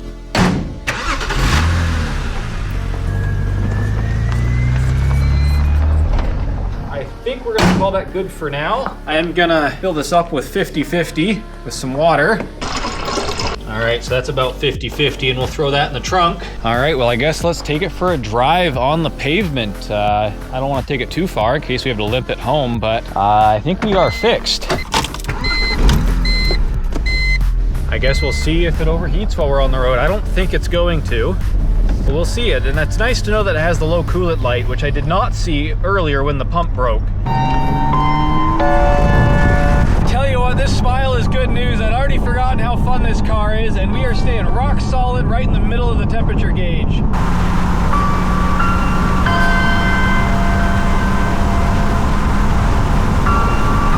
Let's go. Aside from the tricky bleeding, that wasn't even all that hard.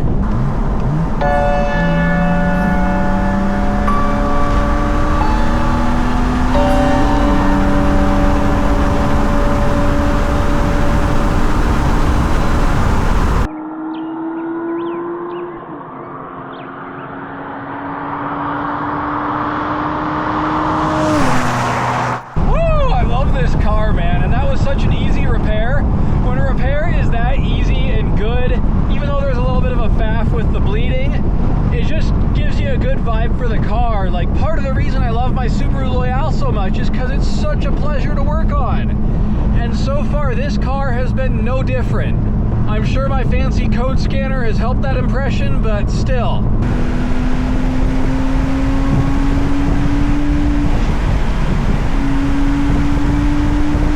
Wow, this is fun. I've forgotten how much I enjoy this car. Let's get back home and crack open a celebratory beverage. I just drove this car hard and it didn't even struggle. It's right dead center in the middle of the temperature gauge. Take a look. This was a success. Hell yeah. Unfortunately, before I can go have a celebratory beverage, I need to clean up my mess.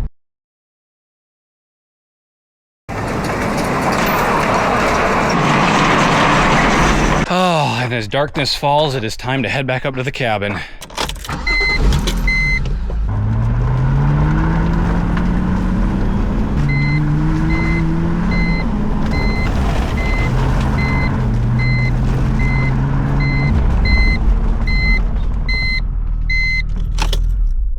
Oh, home sweet home. Home sweet home. Yeah, I know the keys are in it. Oh, speaking of the keys being in it, we're in a convertible.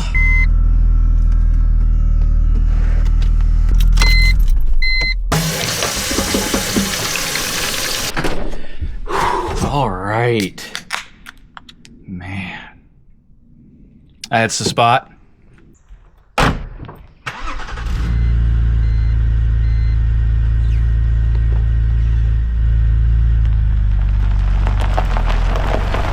On the train on the way over here, I did manage to fit in a full camping setup. So we're gonna be going camping tonight. I've got wood in the passenger's footwell, and we're also gonna be hiking up to a watchtower on the way. But that's all if we even make it. So let's hope the car is reliable.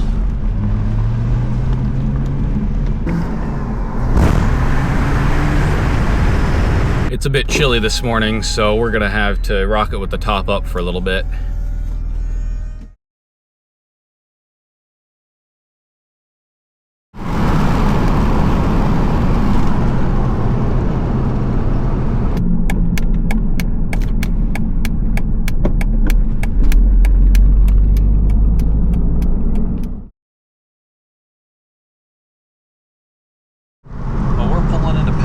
And I didn't have any breakfast, so I'm starving, so I need to get something to eat now, as well as something for dinner, and also some snacks to eat on the trail.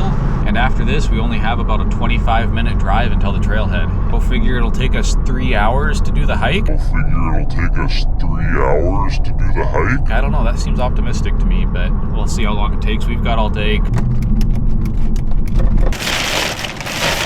All right, so this is our cooler. We just got a bag of ice in here on top of some stuff. They have a little fried chicken and Joe's there, so I got a few Joe's and some spicy chicken, as well as some ranch and a strawberry passion wild wonder. If you're wondering what all the honking is about, there's some people protesting something over there. I'm not sure if I support or am against them because I can't read their signs. They need some bigger ones. All right, now to go get fuel, and I need to remember to get a lighter because currently I have no way to light a fire tonight.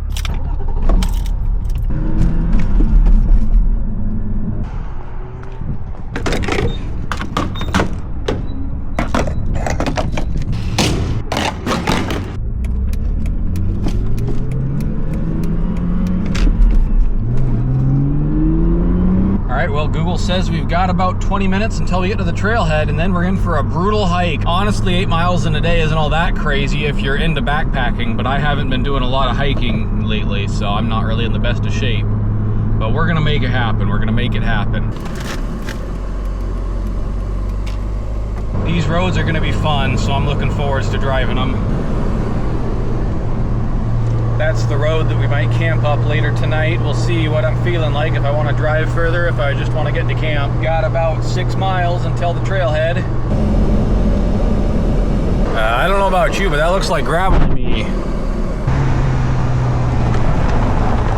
Honestly, this car does a really good job of being pretty comfortable and smooth over rough terrain, considering what it is.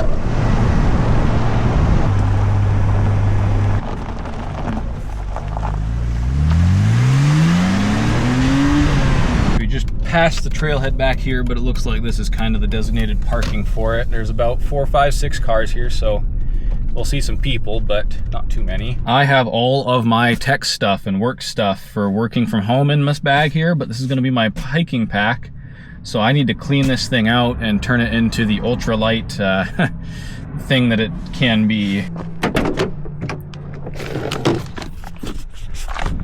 All right, I've got everything out of there. It's all piled here. I'm gonna cover it with some clothes in hopes that no one takes it. Hopefully they see the wood first and are like, this guy's got nothing going on. As far as what I'm bringing, this backpack's way overkill. I just have some granola bars, a few disposable water bottles because I didn't come prepared for this, and so I didn't have any of my own water vessels aside from this one. Got a battery bank, camera batteries. I can't take the drone because we're in a national park and drones are not allowed to be flown here, which I guess I'm not complaining too much because my pack's lighter. This bag is so overkill for this. I wish I had a day pack. All right, I kind of think that this looks like the messy camper vibe that I'm going for. All right, yeah, we've got a little walk down the road here, kind of to the area where that little Honda is. That's us, Shriner Peak. So earlier I said 3 hours, they say 5 hours. Elevation gain 3,400. According to my map, it's only 3,200. And of course, it is strenuous. So yeah, we have 8 miles to go, 3,400 feet of elevation or whatever. Now time like the present to get started. It looks like if it does take 5 hours, we're not gonna be done until 5 because it is noon right now. If it really does take us 5 hours, I think we probably will camp somewhere in the area, maybe that logging road that I pointed out. Man, I'm already getting winded and we've gone a few hundred feet. According to the map, the elevation gain is pretty consistent at least, so we aren't gonna have long stretches of flat or any really, really steep climbs, it doesn't look like.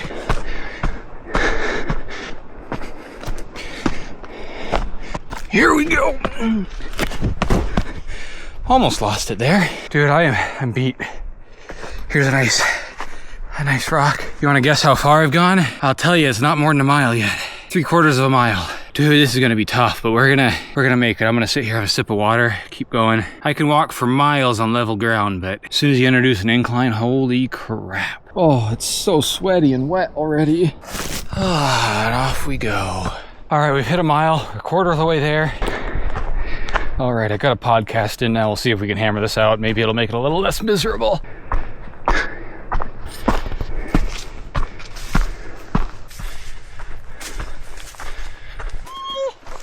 Thank you. Hey.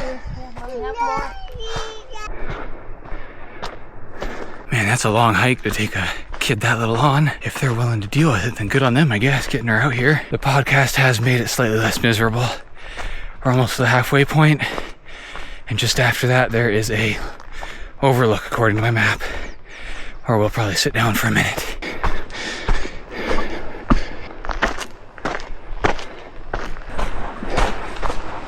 The switchbacks have begun. I almost put shorts on, but I didn't want to be cold, and I'll tell you, that's not been a problem. I should have done it.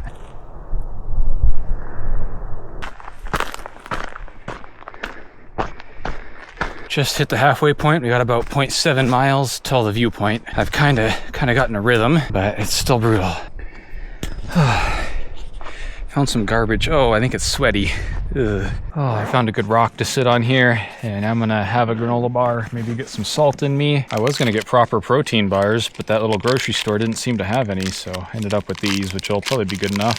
Oh, I'm actually getting chilly just sitting here because I'm so sweaty. So I guess that means it's time to get back on the trail. Oh, my legs, they aren't working too good anymore. Another switchback. Not at the viewpoint yet, but the views are pretty good. We're getting up out of the trees, and I hope not too much out of the trees because I didn't bring sunscreen. I think I figured out why this is a viewpoint. Holy crap. Wow, that's cool. Should have an even better view in another 1.5 miles or something. Snow. Not much of it, but a little bit. Not much of it, but a little bit.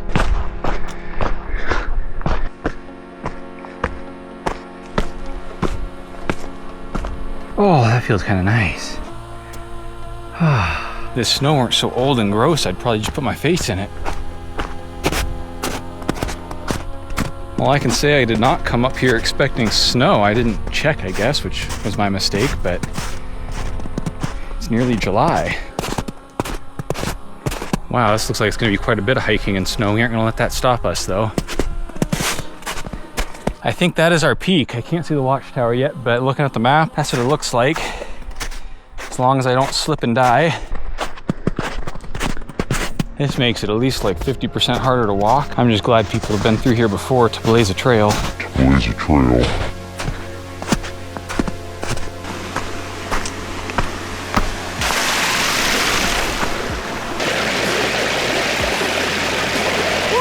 Oh yeah, that feels nice. Man, we are under 1 mile to the top now, and we're still getting to enjoy these beautiful views of Mount Rainier.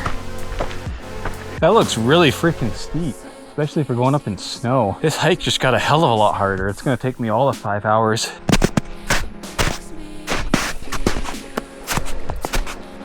I'm starting to wonder if this is a good idea. The footsteps of other people are becoming harder and harder to follow. I do have a GPS, but that's only accurate so much. I really don't want to turn around. I'm gonna keep trying, but I don't know. Kind of just stumbling through the woods at this point. Well, I kind of wandered for a while, just trying to make my track line on the GPS match the trail as well as I could. Did fall down a couple of times in the snow, but I think I've found some human footprints. They're pretty subtle, but that's a good sign, so we might be back on the trail now. This is slow going. This is gonna make the hike take Probably more than 5 hours. I almost went there. Yeah, these are footprints. I must be back on the path.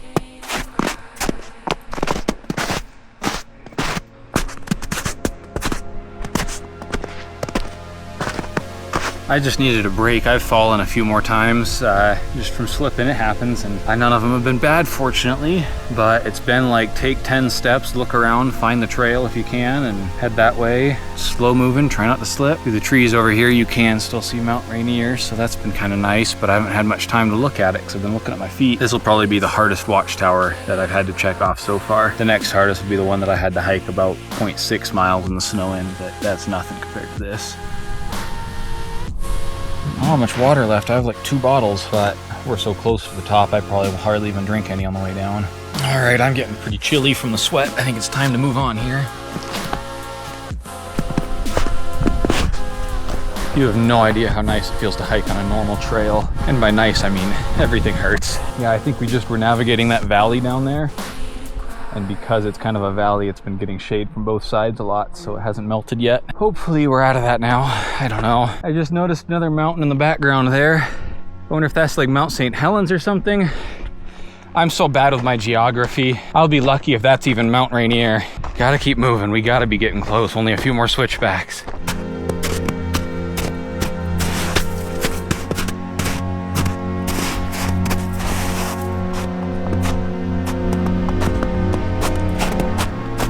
We've only got about 700 feet to go.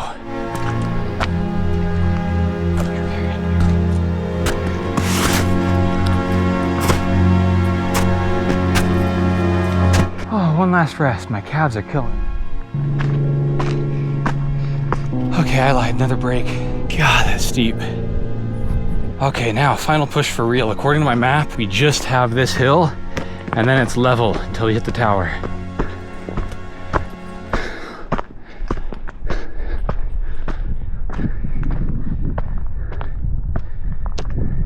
We freaking made it.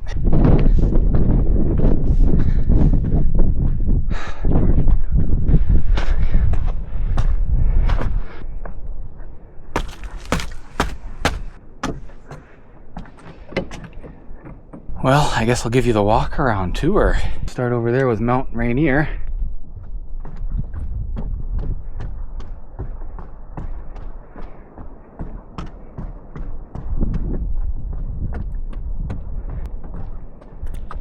Now I gotta film my daily 15 minutes exercise, which calling it that right now after I just hiked 3.5 hours up this mountain feels a little comical, but holy crap, we have made it. Let me flip the camera around and give you a quick little tour. Should have framed this better, but this is the shady side, so that's what you get. All right, now for the long awaited by me treat is a Snickers bar. Nothing special, but man, this sounds good right now. Well, I'm gonna hang out up here for a minute, recover before I head back down, enjoy the views. There, is that a little better for framing? Well, I think it's about time we head back down. I had just enough service to upload today's 15 minutes exercise, but it is time to get on the trail. It is 4 o'clock now, so I think if I really hit the trail hard, we might well be down by 5 or 5:30, we'll see. It took us about 3.5 hours to get up, but I don't imagine I'll have to stop near as often. I wish I'd brought 2 Snickers bars. Oh, say goodbye to the watchtower. Time to get back on the trail. This is kind of cool. We have a geological survey. This one is pointing us over to here, to the actual geological survey. Kind of cool to see that up here. And you cannot argue with the views. I don't think I'm a very good cameraman. I just think that I go to places that look pretty, and you could make a cool looking video if you had an iPhone 2 or something. And coming down, I am realizing just how tired my legs are. I've already almost fallen a couple of times and cut myself, but I'm gonna have to be careful. These shoes are also just kind of at the end of their life. They don't have much tread left on them. Oh, definitely easier than going up though, I would say. Almost there. Yes. I hope so. So what is that now? I've seen, I think, 4 other groups. Oh man, I have the hammock set up tonight because that's all I could fit in the duffel bag on the train. And usually I don't sleep as well in that, but I don't think I'm gonna have any issues tonight. Well, good news is we've already gone about a mile and it's only been 10 minutes. That can't be right. Take those numbers with a grain of salt, but bad news is we've reached the snow. It really is just stop, look around for footprints, walk a few steps, and repeat. This kind of looks like the trail.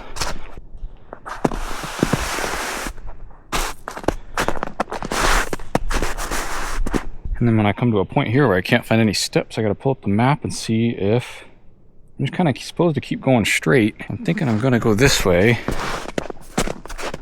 There's our trail.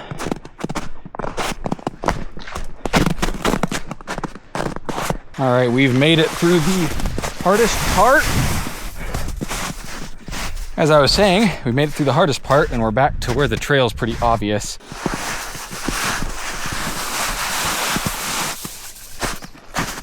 That's probably not very nice for the trail for everyone else. I should probably try to make footholds that they can step in. I want to say that was the worst of the snow. And it's only been 20 minutes since we left the top. And switch back. Oh, I stepped in the stream. Now that just makes me thirsty. Oh boy. Not like my feet aren't already soaked from walking through the snow. I am really thankful I have the GPS on my phone though. If I didn't have that, I would not have been able to find my way up there, I don't think. At least not easily. Hiking in the snow without the proper equipment is no fun. I've been on the record saying I like snow quite a few times. I've even gone camping in it. But I will say I have not hiked in snowy, icy slush. And that I'm not a fan of. I tell you what, you're getting to look at that mountain a lot more than I am because I'm having to look at where I put my feet so I don't go head over heels. I suppose I might get to the bottom faster. I believe we have officially left the snow. There's a couple just starting and I told them it's like this for a while now and they did not sound enthused. I think we've gone about a mile or something and it's been a half hour at that pace, which should improve considering I'm not going through the snow. We're back at 6. Back at the lookout, the viewpoint. We are making excellent time. My legs are screaming at me to stop. Oh man, I just stopped to get batteries and my body was not wanting to go again. Oh, hey, excuse me. Oh, good. Sorry. Thank you, thank you, thank you, thank you. I didn't see them at the top, so I don't think they quite made it, which I don't blame anyone for not going through all that snow crap, honestly. Man, this is steep enough that my ears just popped. I think we're approaching a milestone. The last switchback. Let's go. It is 4:52. We are almost gonna hit the 5-hour mark exactly. We'll probably be back at like 5:10 or 5:20. And honestly, I think that's pretty good considering I spent 45 minutes sitting at the top. As I finish out this hike, I am trying to think to myself, do I want to go to the known good campsite, though it might be taken, or do I want to continue driving and try my luck? I also don't know that I would be able to get anything for free, and I do know some free campsites. I know White Pass pretty well, but Chinook Pass I've never driven before. Oh, I can hear the highway again. We grow ever closer. I think the issue with this hike for me is it's too one-sided. My thighs, my glutes, those were hurting on the way up. On the way down, now it's my knees and the bottoms of my feet and my ankles. Oh, I am looking so forwards to get in that hammock tonight. Oh man. Oh no, I've lied to you. There's a switchback right here. You can see the road through the trees. We are practically there. Oh, I gotta walk back up the road a little bit now, transfer all the crap back into my backpack, and then figure out what I want to do, if I want to go back to the known campsite or go to one that I haven't been to before. Oh, I'm just gonna sit down for a minute.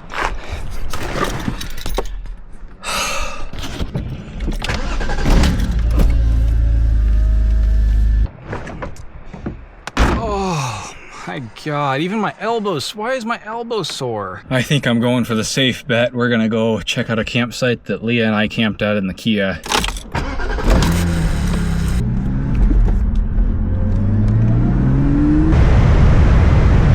Oh, I'll bet you it thinks my backpack is a passenger and now it's beeping at me.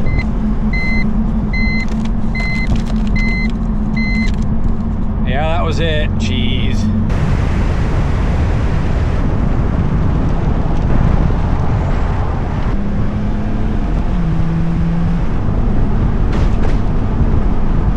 I just lost a piece of plastic off of my car.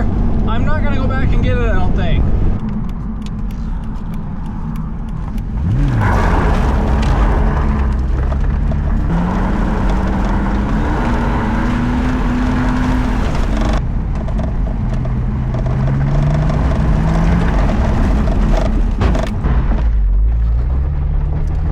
Gotta keep an eye on those potholes. Oh, thanks, Dust.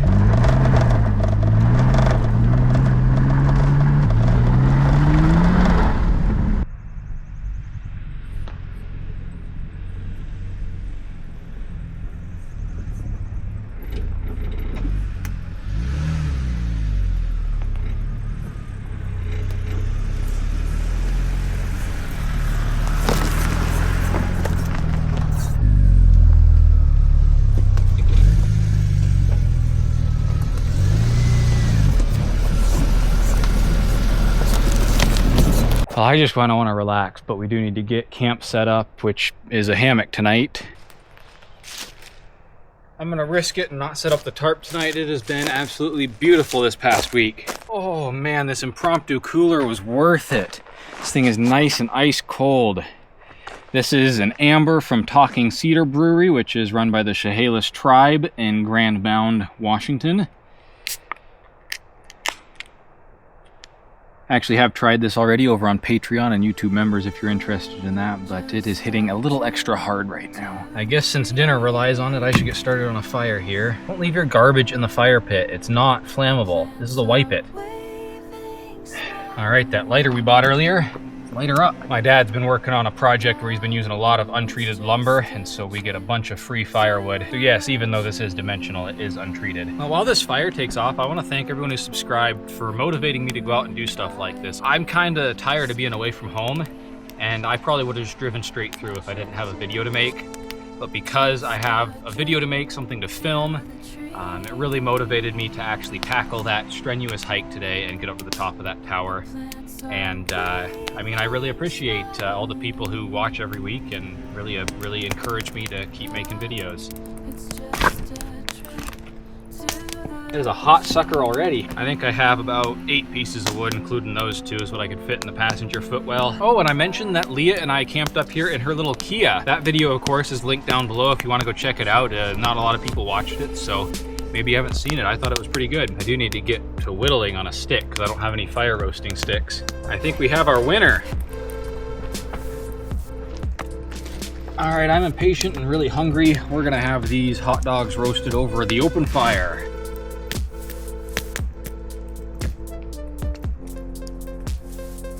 Well, I think I did pretty good considering we're over an open fire. I guess we'll have to see how it tastes. Not the best hot dog I've ever had, but it'll do the trick. I do have here some chips I've never tried before, some avocado oil, malt vinegar, and sea salt. I assume they're just gonna taste kind of like salt and vinegar, but they sure sound fancy. Yeah, those are just a good salt and vinegar chip. Well, I think that's about all the excitement going on here tonight, so I'll catch up to you when it's time to put this fire out, I guess. Oh, my back.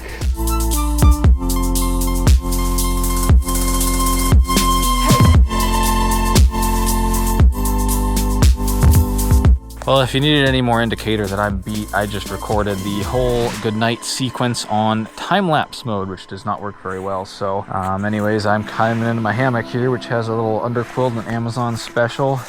My old mummy bag is a top quilt. I've got my sweatshirt as a pillow and a sleeping bag liner for my comfort.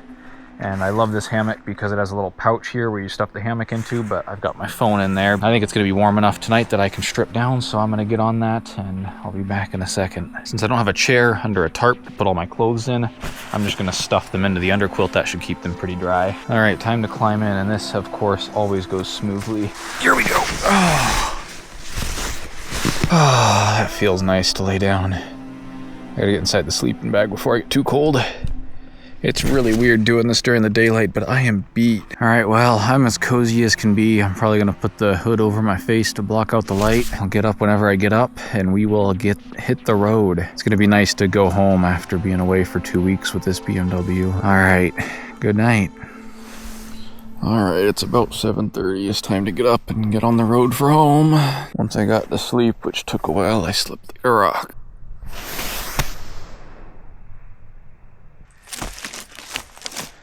So, it turns out my impromptu cooler is not waterproof. So the bottom of the trunk in the BMW is very wet. Today, for part of a healthy breakfast, we've got an Odyssey 222. This is a strawberry watermelon, and it's supposed to be one of those health drinks, but with a bunch of caffeine in it, a surprising amount. I do like it.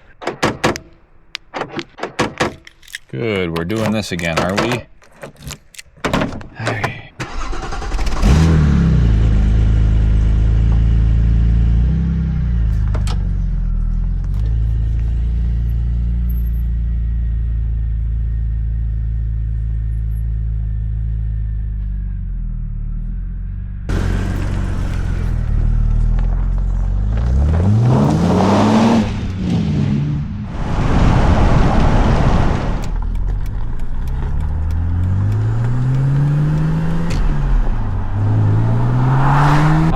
Got 4.5 hours till we get home. Hopefully nothing eventful happens. I'm really looking forward to driving White Pass here. This is a super fun road, and it's been a while since I've driven it in my RSX, which is the last fun car I drove it in.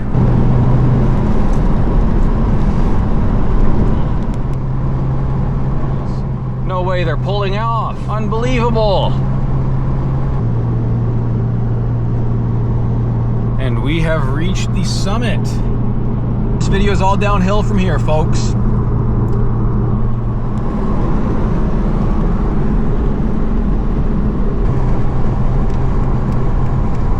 The perils of creating YouTube videos. I was adjusting cameras and these two people went past me and they're going 11 under the speed limit. And there's not a lot of good passing zones here. We'll have to see if we can get around them.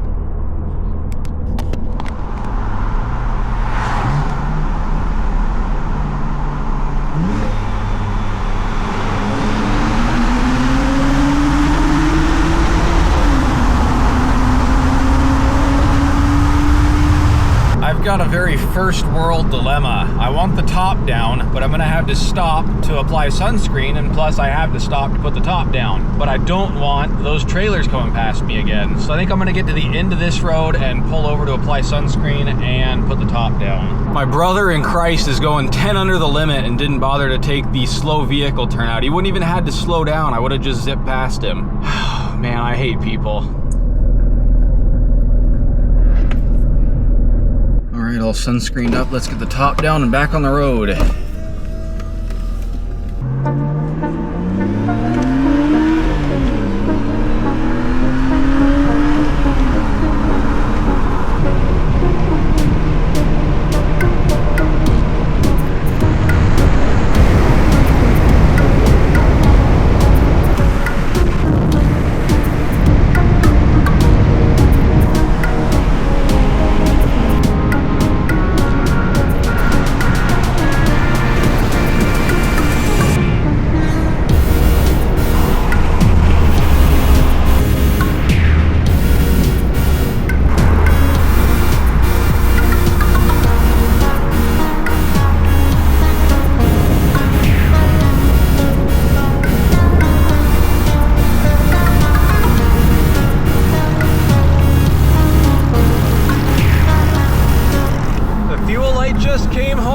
Looks like we're gonna make it home. We've just ticked over 400 miles on the new water pump, and obviously we have not had any issues.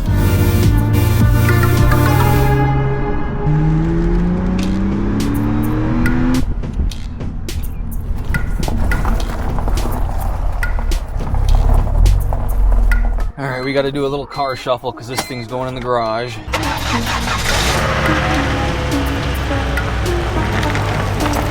Sorry, Subaru, you're getting kicked outside. This thing has such nice paint, it kind of pains me, but putting the convertible inside is, of course, more important.